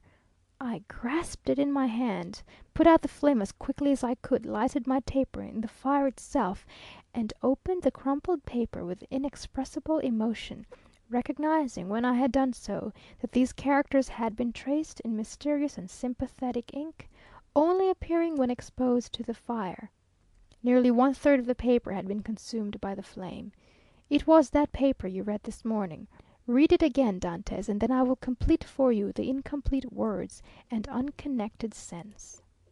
Faria, with an air of triumph, offered the paper to Dantès, who this time read the following words, traced with an ink of a reddish colour resembling rust: "This 25th day of April, 1498, B. Alexander VI, and fearing that not he may desire to become my heir, and and Bentivoglio, who were poisoned, my sole heir that I have bew, and has visited with me that is in island of Monte Cristo all I possess, jewels, diamonds, gems that I alone may amount to nearly 2 mil, will find on raising the 20th row, creek to the east in a right line, to open. In these caves the treasure is in the furthest A, which treasure I bequeath and leave N, as my sole heir, 25th April, 1498, says." "And now," said the Abbé, "read this other paper. and he presented to Dantes a second leaf with fragments of lines written on it, which Edmund read as follows: "Ing invited to dine by his Holiness, content with making me pay for my hat, serves for me the fate of Cardinals Caprara, I declare to my nephew Guido Spada. Read in a place he knows, the caves of the Small. Est of ingots gold money? Know of the existence of this treasure, which lions of Roman crowns, and which he, ick from the Small, ings have been made, Engel in the second, tire to him, R. Spada." Faria followed him with an excited look. "And now," he said, when he saw that Dantes had read the last line, "put the two fragments together and judge for yourself." Dantes obeyed, and the conjointed pieces gave the following: "This 25th day of April, 1498, being invited to dine by his Holiness Alexander VI, and fearing that not content with making me pay for my hat, he may desire to become my heir, and reserves for me the fate of Cardinals Caprara and Bentivoglio, who were poisoned, I declare to my nephew Guido Spada, my sole heir, that I have buried in a place he knows and has visited with me, that is, in the caves of the small island of Monte Cristo, all I possessed of ingots, gold, money, jewels, diamonds, gems, that I alone know of the existence of this treasure, which may amount to nearly 2 millions of Roman crowns, and which he will find on raising the 20th rock from the small creek to the east in a right line. 2 openings have been made in these caves. The treasure is in the furthest angle in the second, which treasure I bequeath and leave entire to him as my sole heir. 25th April, 1498. Cesar Spada." "Well, do you comprehend now?" inquired Faria. "It is the declaration of Cardinal Spada, and the will so long sought for," replied Edmond, still incredulous. "Yes, 1,000 times, yes." "And who completed it as it now is?" "I did. Aided by the remaining fragment, I guessed the rest, measuring the length of the lines by those of the paper, and divining the hidden meaning by means of what was in part revealed, as we are guided in a cavern, by the small ray of light above us." "And what did you do when you arrived at this conclusion?" "I resolved to set out, and did set out at that very instant, carrying with me the beginning of my great work, the unity of the Italian kingdom. But for some time the imperial police, who at this period, quite contrary to what Napoleon desired so soon as he had a son born to him, wished for a partition of provinces, had their eyes on me and my hasty departure, the cause of which they were unable to guess, having aroused their suspicions. I was arrested at the very moment I was leaving Piombino." "Now," continued Faria, addressing Dantes with an almost paternal expression, "now, my dear fellow, you know as much as I do myself. If we ever escape together, half this treasure is yours. If I die here, and you escape alone, the whole belongs to you." "But," inquired Dantes, hesitating, "has this treasure no more legitimate possessor in the world than ourselves?" "No, no, be easy on that score. The family is extinct. The last Count of Spada, moreover, made me his heir, bequeathing to me this symbolic breviary. He bequeathed to me all it contained. No, no, make your mind satisfied on that point. If we lay hands on this fortune, we may enjoy it without remorse." "And you say this treasure amounts to—" "2 millions of Roman crowns, nearly 13 millions of our money. 2,600,000 in 1894. "Impossible!" said Dantes, staggered at the enormous amount. "Impossible? And why?" asked the old man. "The Spada family was one of the oldest and most powerful families of the 15th century, and in those times, when other opportunities for investment were wanting, such accumulations of gold and jewels were by no means rare. There are at this day Roman families perishing of hunger, though possessed of nearly 1 million in diamonds and jewels, handed down by entail, and which they cannot touch." Edmund thought he was in a dream. He wavered between incredulity and joy. "I have only kept this secret so long from you," continued Faria, "that I might test your character, and then surprise you. Had we escaped before my attack of catalepsy, I should have conducted you to Monte Cristo. Now," he added with a sigh, "it is you who will conduct me thither. Well, Dantès, you do not thank me?" "This treasure belongs to you, my dear friend," replied Dantès, "and to you only. I have no right to it. I am no relation of yours." "You are my son, Dantès!" exclaimed the old man. "You are the child of my captivity. My profession condemns me to celibacy. God has sent you to me to console, at one and the same time, the man who could not be a father, and the prisoner who could not get free." And Faria extended the arm, of which alone the use remained to him, to the young man, who threw himself upon his neck and wept. Chapter 18. The Treasure. Chapter 19. The Third Attack. Now that this treasure, which had so long been the object of the Abbé's meditations, could ensure the future happiness of him whom Faria really loved as a son, it had doubled its value in his eyes, and every day he expatiated on the amount, explaining to Dantès all the good which, with 13 or 14 millions of francs, a man could do in these days to his friends. And then Dantès' countenance became gloomy, for the oath of vengeance he had taken recurred to his memory, and he reflected how much ill in these times a man with 13 or 14 millions could do to his enemies. The abbé did not know the island of Monte Cristo, but Dantès knew it, and had often passed it, situated 25 miles from Pianosa, between Corsica and the island of Elba, and had once touched there. This island was, always had been, and still is, completely deserted. It is a rock of almost conical form, which looks as though it had been thrust up by volcanic force from the depth to the surface of the ocean. Dantès drew a plan of the island for Faria, and Faria gave Dantès advice as to the means he should employ to recover the treasure. But Dantès was far from being as enthusiastic and confident as the old man. It was past a question now that Faria was not a lunatic, and the way in which he had achieved the discovery, which had given rise to the suspicion of his madness, increased Edmond's admiration of him. But at the same time, Dantès could not believe that the deposit, supposing it had ever existed, still existed, and though he considered the treasure as by no means chimerical, he yet believed it was no longer there. However, as if fate resolved on depriving the prisoners of their last chance, and making them understand that they were condemned to perpetual imprisonment, a new misfortune befell them. The gallery on the sea-side, which had long been in ruins, was rebuilt. They had repaired it completely, and stopped up with vast masses of stone the hole Dantès had partly filled in. But for this precaution, which it will be remembered the abbé had made to Edmond, the misfortune would have been still greater, for their attempt to escape would have been detected, and they would undoubtedly have been separated. Thus a new, a stronger, and more inexorable barrier was interposed to cut off the realization of their hopes.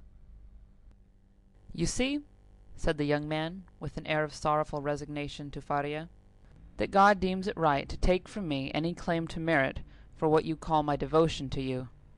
I have promised to remain forever with you, and now I could not break my promise if I would. The treasure will be no more mine than yours, and neither of us will quit this prison. But my real treasure is not that, my dear friend, which awaits me beneath the sombre rocks of Monte Cristo. It is your presence, our living together 5 or 6 hours a day, in spite of our jailers. It is the rays of intelligence you have elicited from my brain, the languages you have implanted in my memory, and which have taken root there with all their philological ramifications. These different sciences that you have made so easy to me by the depth of the knowledge you possess of them, and the clearness of the principles to which you have reduced them. This is my treasure, my beloved friend, and with this you have made me rich and happy. Believe me, and take comfort. This is better for me than tons of gold and cases of diamonds, even were they not as problematical as the clouds we see in the morning floating over the sea, which we take for terra firma, and which evaporate and vanish as we draw near to them. to have you as long as possible near me, to hear your eloquent speech, which embellishes my mind, strengthens my soul, and makes my whole frame capable of great and terrible things. If I should ever be free, so fills my whole existence that the despair to which I was just on the point of yielding when I knew you has no longer any hold over me, and this my fortune, not chimerical but actual, I owe you my real good, my present happiness, and all the sovereigns of the earth, even Caesar Borgia himself, could not deprive me of this. Thus, if not actually happy, yet the days these two unfortunates passed together went quickly.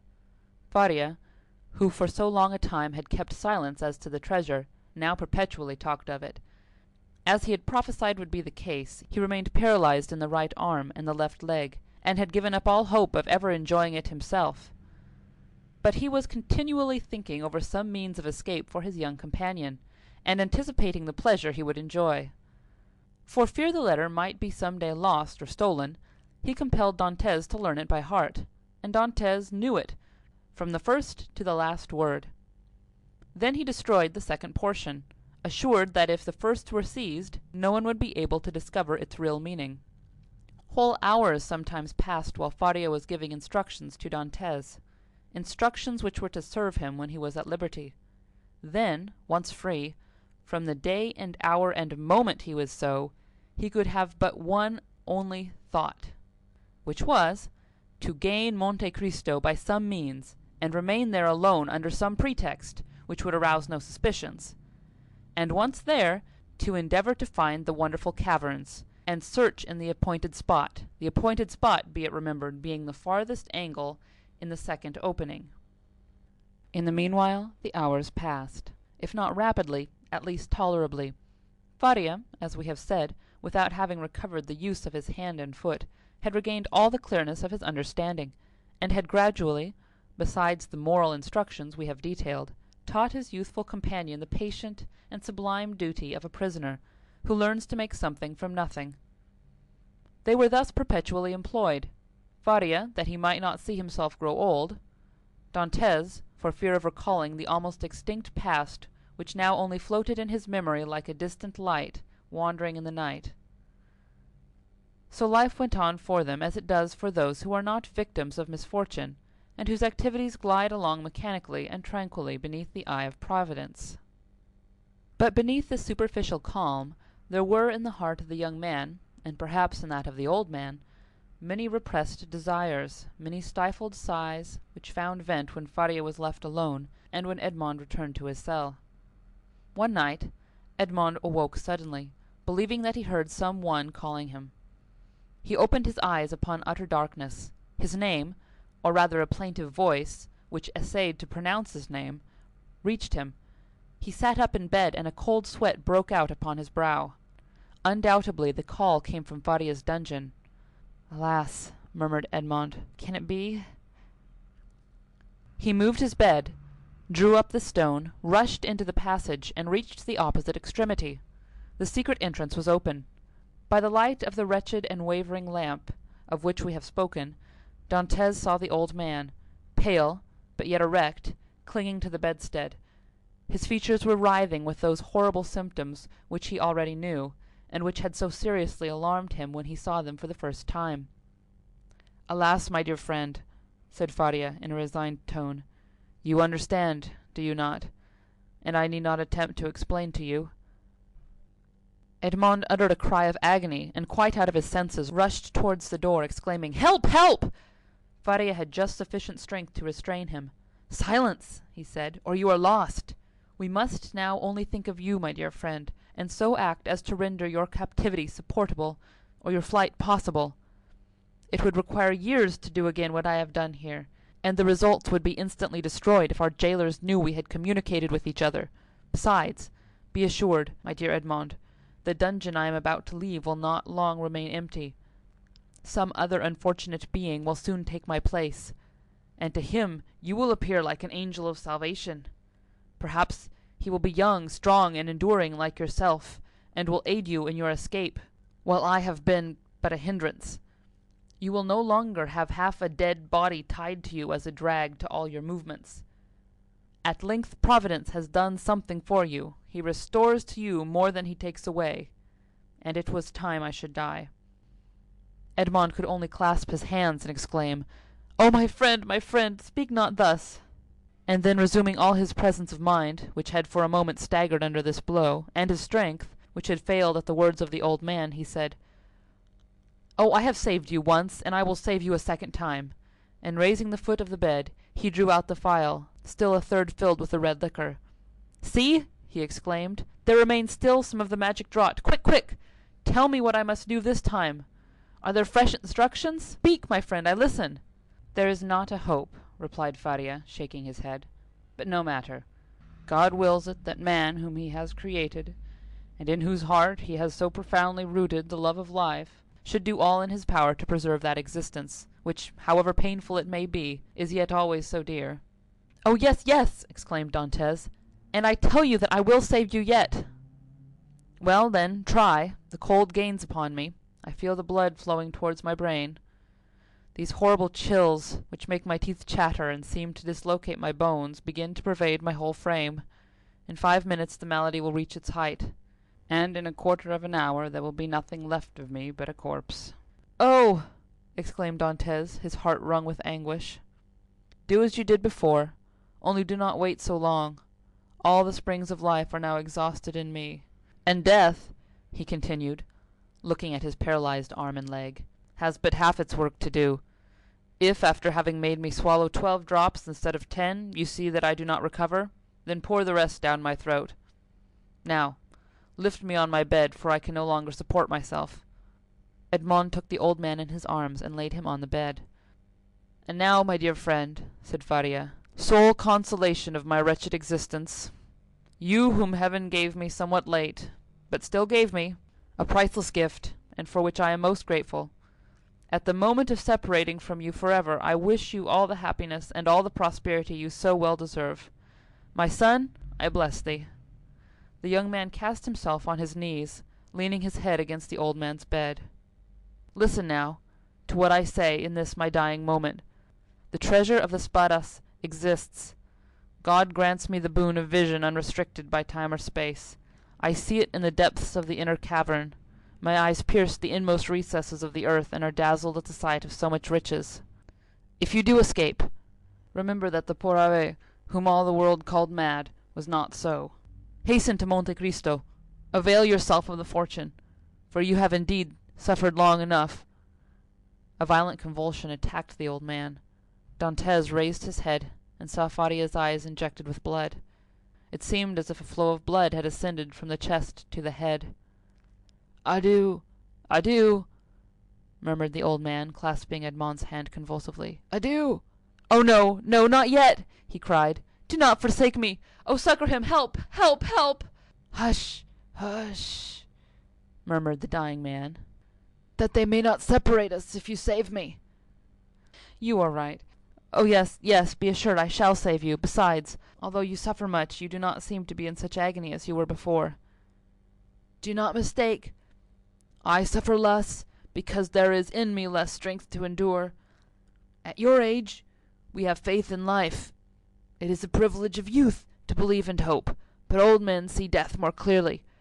Oh, 'tis here, 'tis here, 'tis over, my sight is gone, my senses fail. Your hand, Dantès! Adieu, adieu!" And raising himself by a final effort, in which he summoned all of his faculties, he said, "Monte Cristo! Forget not Monte Cristo!" and fell back on the bed.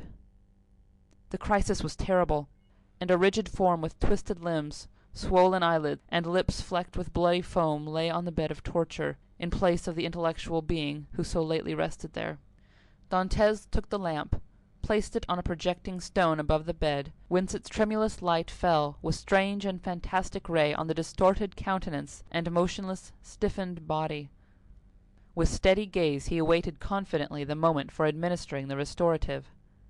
When he believed that the right moment had arrived, he took the knife, pried open the teeth, which offered less resistance than before, counted one after the other 12 drops, and watched. The phial contained perhaps twice as much more. He waited 10 minutes, a quarter of an hour, half an hour. No change took place. Trembling, his hair erect, his brow bathed with perspiration, he counted the seconds by the beating of his heart.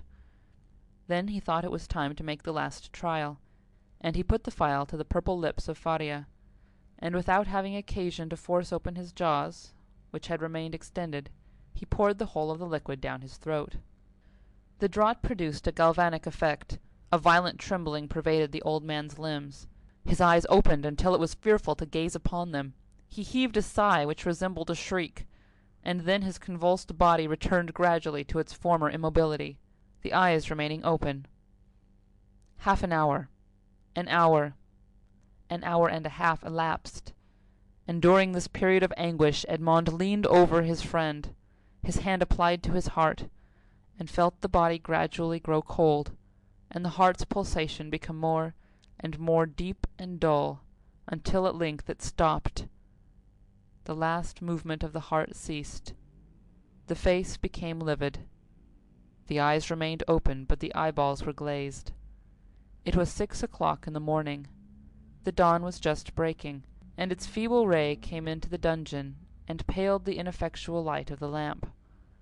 Strange shadows passed over the countenance of the dead man, and at times gave it the appearance of life. While the struggle between day and night lasted, Dantès still doubted, but as soon as the daylight gained the preeminence, he saw that he was alone with the corpse. Then an invincible and extreme terror seized upon him, and he dared not again press the hand that hung out of bed. He dared no longer to gaze on those fixed and vacant eyes, which he tried many times to close, but in vain. They opened again as soon as shut. He extinguished the lamp, carefully concealed it, and then went away, closing as well as he could the entrance to the secret passage by the large stone as he descended. It was time, for the jailer was coming. On this occasion he began his round at Dantès' cell, and on leaving him he went on to Faria's dungeon, taking thither breakfast and some linen. Nothing betokened that the man knew anything of what had occurred. He went on his way. Dantès was then seized with an indescribable desire to know what was going on in the dungeon of his unfortunate friend. He therefore returned by the subterraneous gallery, and arrived in time to hear the exclamations of the turnkey, who called out for help. Other turnkeys came, and then was heard the regular tramp of soldiers. Last of all came the governor. Edmond heard the creaking of the bed as they moved the corpse, heard the voice of the governor, who asked them to throw water on the dead man's face, and seeing that, in spite of this application, the prisoner did not recover, they sent for the doctor. The governor then went out, and words of pity fell on Dantès' listening ears, mingled with brutal laughter.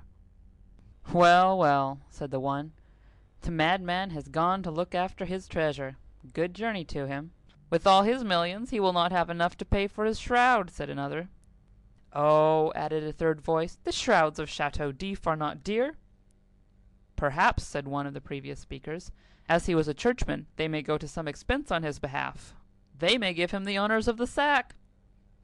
Edmund did not lose a word, but comprehended very little of what was said. The voices soon ceased, and it seemed to him as if every one had left the cell. Still, he dared not to enter, as they might have left some turnkey to watch the dead. He remained, therefore, mute and motionless, hardly venturing to breathe. At the end of an hour he heard a faint noise, which increased. It was the governor who returned, followed by the doctor and other attendants. There was a moment's silence. It was evident that the doctor was examining the dead body. The inquiries soon commenced. The doctor analyzed the symptoms of the malady to which the prisoner had succumbed, and declared that he was dead. Questions and answers followed in a nonchalant manner that made Dantès indignant, for he felt that all the world should have for the poor abbé a love and respect equal to his own. "I am very sorry for what you tell me," said the governor, replying to the assurance of the doctor, "that the old man is really dead, for he was a quiet, inoffensive prisoner, happy in his folly, and required no watching." "Ah," added the turnkey, "there was no occasion for watching him. He would have stayed here 50 years, I'll answer for it, without any attempt to escape." "Still," said the governor, "I believe it would be requisite, notwithstanding your certainty, and not that I doubt your science, but in discharge of my official duty, that we should be perfectly assured that the prisoner is dead." There was a moment of complete silence, during which Dantès, still listening, knew that the doctor was examining the corpse a second time. "You may make your mind easy," said the doctor. "He is dead. I will answer for that." "You know, sir," said the governor, persisting, "that we are not content in such cases as this with such a simple examination. In spite of all appearances, be so kind, therefore, as to finish your duty by fulfilling the formalities described by law." "Let the irons be heated," said the doctor. "But really it is a useless precaution." This order to heat the irons made Dantès shudder. He heard hasty steps, the creaking of a door, people going and coming, and some minutes afterwards he entered, saying, "Here's a brazier, lighted." There was a moment's silence, and then was heard the crackling of burning flesh, of which the peculiar and nauseous smell penetrated even behind the wall where Dantès was listening in horror.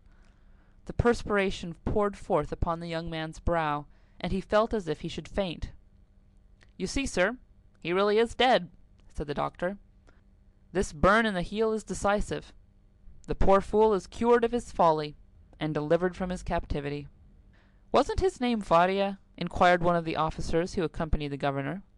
"Yes, sir, and, as he said, it was an ancient name. He was, too, very learned, and rational enough on all points which did not relate to his treasure, but on that, indeed, he was intractable." "It is a sort of malady which we call monomania," said the doctor. "You never had anything to complain of?" said the governor to the jailer who had charge of the abbé. "Never, sir," replied the jailer. "Never. On the contrary, he sometimes amused me very much by telling me stories.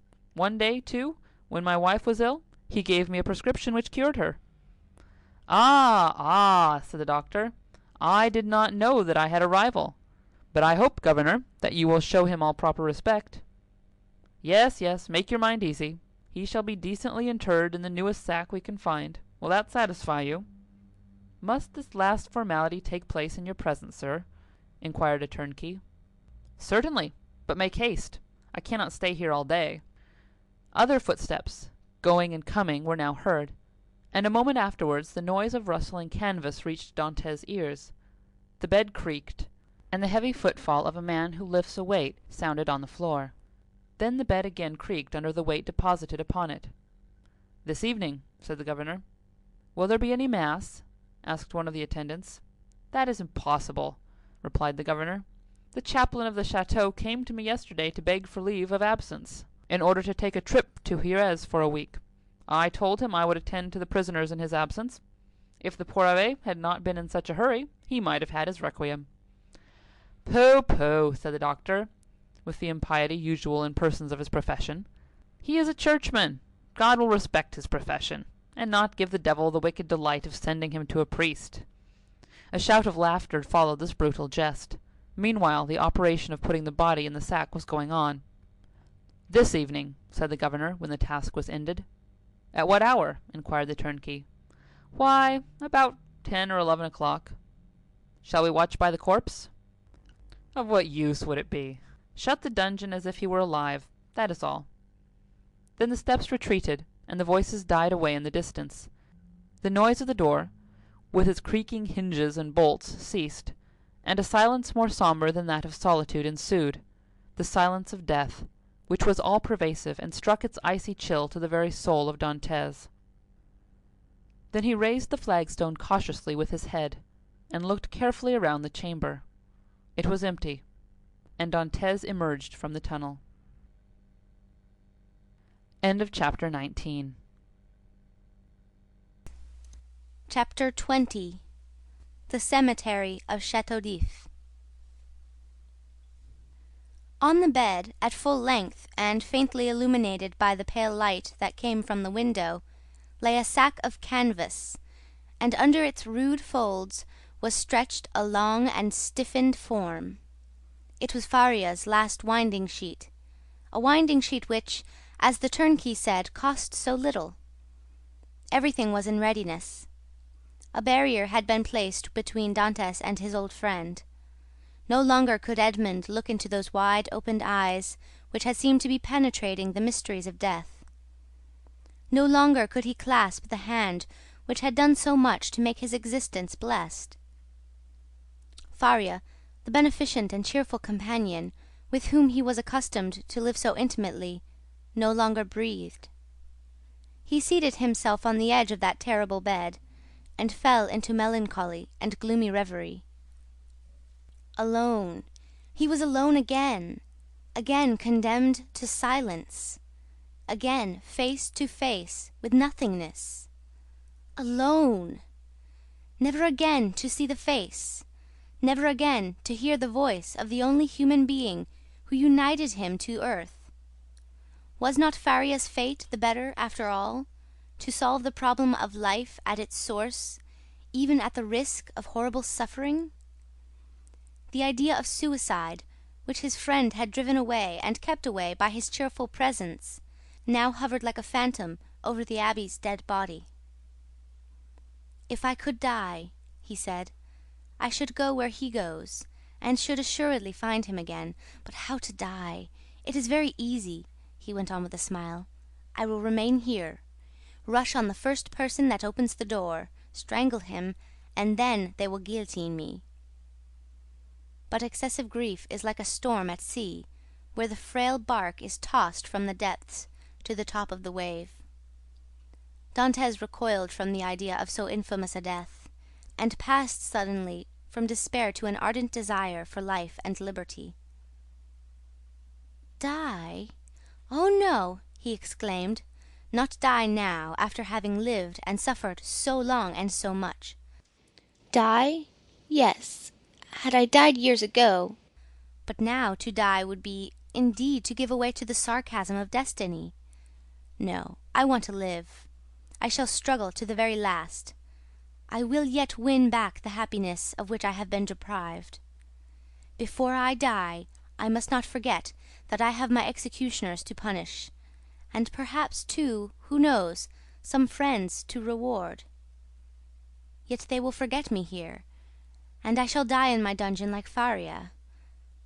As he said this, he became silent, and gazed straight before him like one overwhelmed with a strange and amazing thought. Suddenly he arose, lifted his hand to his brow as if his brain were giddy, paced twice or thrice round the dungeon, and then paused abruptly by the bed. "Just God!" he muttered. "Whence comes this thought? Is it from thee? Since none but the dead pass freely from this dungeon, let me take the place of the dead." Without giving himself time to reconsider his decision, and indeed that he might not allow his thoughts to be distracted from his desperate resolution, he bent over the appalling shroud, opened it with the knife which Faria had made, drew the corpse from the sack, and bore it along the tunnel to his own chamber, laid it on his couch, tied around its head the rag he wore at night around his own, covered it with his counterpane, once again kissed the ice-cold brow, and tried vainly to close the resisting eyes, which glared horribly, turned the head towards the wall so that the jailer might, when he brought the evening meal, believe that he was asleep, as was his frequent custom. Entered the tunnel again, drew the bed against the wall, returned to the other cell, took from the hiding-place the needle and thread, flung off his rags that they might feel only naked flesh beneath the coarse canvas, and, getting inside the sack, placed himself in the posture in which the dead body had been laid, and sewed up the mouth of the sack from the inside. He would have been discovered by the beating of his heart, if by any mischance the jailers had entered at that moment. Dantès might have waited until the evening visit was over, but he was afraid that the governor would change his mind, and order the dead body to be removed earlier. In that case, his last hope would have been destroyed. Now his plans were fully made, and this is what he intended to do. If, while he was being carried out, the gravediggers should discover that they were bearing a live instead of a dead body, Dantès did not intend to give them time to recognize him, but with a sudden cut of the knife he meant to open the sack from top to bottom, and, profiting by their alarm, escape. If they tried to catch him, he would use his knife to better purpose.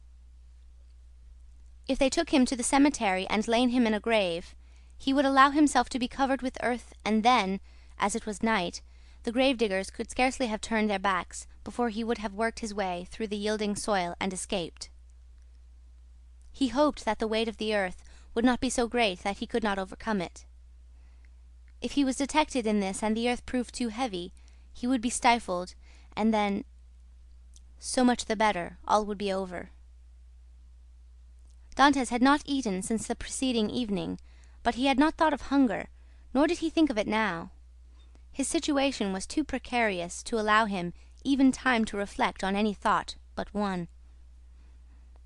The first risk that Dantès ran was, that the jailer, when he brought him his supper at 7 o'clock, might perceive the change that had been made.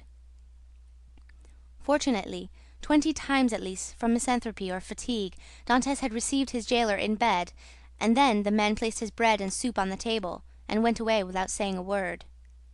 This time the jailer might not be as silent as usual, but speak to Dantès, and seeing that he received no reply, go to the bed, and thus discover all. When 7 o'clock came, Dantès' agony really began. His hand, placed upon his heart, was unable to redress its throbbings, while with the other he wiped the perspiration from his temples. From time to time, chills ran through his whole body and clutched his heart in a grasp of ice. Then he thought he was going to die. Yet the hours passed on without any unusual disturbance, and Dantès knew that he had escaped the first peril. It was a good augury. At length, about the hour the governor had appointed, footsteps were heard on the stairs. Edmund felt that the moment had arrived, summoned up all his courage, held his breath, and would have been happy if at the same time he could have repressed the throbbing in his veins. The footsteps, they were double, paused at the door, and Dantès guessed that the 2 gravediggers had come to seek him. This idea was soon converted into certainty when he heard the noise they made in putting down the hand-bier. The door opened, and a dim light reached Dantès' eyes through the coarse sack that covered him. He saw 2 shadows approach his bed, a third remaining at the door with the torch in its hand. The 2 men, approaching the ends of the bed, took the sack by its extremities. "He's heavy, though, for an old man," said one as he raised the head. "They say every year adds half a pound to the weight of bones," added another, lifting the feet. "Have you tied the knot?" inquired the first speaker. "What would be the use of carrying so much more weight?" was the reply. "I can do that when we get there." "Yes, you're right," replied the companion. "What's the knot for?" thought Dantès. They deposited the supposed corpse on the bier. Edmund stiffened himself in order to play the part of a dead man, and then the party, lighted by the man with the torch who went first, ascended the stairs. Suddenly he felt the fresh and sharp night air, and Dantès knew that the mistral was blowing. It was a sensation in which pleasure and pain were strangely mingled. The bearers went on for 20 paces, then stopped, putting the bier down on the ground. One of them went away, and Dantès heard his shoes striking on the pavement. "Where am I?" he asked himself. "Really, he is by no means a light load," said the other bearer, sitting on the edge of the hand-barrow. Dantès' first impulse was to escape, but fortunately he did not attempt it. "Give us a light," said the other bearer, "or I shall never find what I am looking for." The man with the torch complied, although not asked in the most polite terms. "What can he be looking for?" thought Edmund. "The spade, perhaps." An exclamation of satisfaction indicated that the gravedigger had found the object of his search. "Here it is at last," he said. "Not without some trouble, though." "Yes," was the answer, "but it has lost nothing by waiting." As he said this, the man came towards Edmund, who heard a heavy metallic substance laid down beside him, and at the same moment a cord was fastened round his feet with sudden and painful violence. "Well, have you tied the knot?" inquired the gravedigger, who was looking on. "Yes, and pretty tight too, I can tell you," was the answer. "Move on, then," and the bier was lifted once more, and they proceeded. They advanced 50 paces farther, and then stopped to open a door, then went forward again. The noise of the waves dashing against the rocks on which the chateau was built reached Dantès' ear distinctly as they went forward. "Bad weather," observed one of the bearers. "Not a pleasant night for a dip in the sea." "Why, yes, the abbey runs a chance of being wet," said the other, and then there was a burst of brutal laughter. Dantès did not comprehend the jest, but his hair stood erect on his head. "Well, here we are at last," said one of them. "A little farther, a little farther," said the other. "You know very well that the last was stopped on his way, dashed on the rocks, and the governor told us next day that we were careless fellows." They ascended 5 or 6 more steps, and then Dantès felt that they took him, one by the head and the other by the heels, and swung him to and fro. "1," said the gravers, "2, 3." At the same instant Dantès felt himself flung into the air like a wounded bird, falling with a rapidity that made his blood curdle. Although drawn downwards by the heavy weight which hastened his rapid descent, it seemed to him as if the fall lasted for a century. At last, with a horrible splash, he darted like an arrow into the ice-cold water, and as he did so he uttered a shrill cry, stifled in a moment by his immersion beneath the waves. Dantès had been flung into the sea, and was dragged to its depths by a 36-pound shot tied to his feet. The sea is the cemetery of the Château d'If. End of chapter 20. Thank you for listening to Narrated Books. If you enjoyed this audiobook, hit like and subscribe for more amazing stories. What book should we narrate next? Let us know in the comments.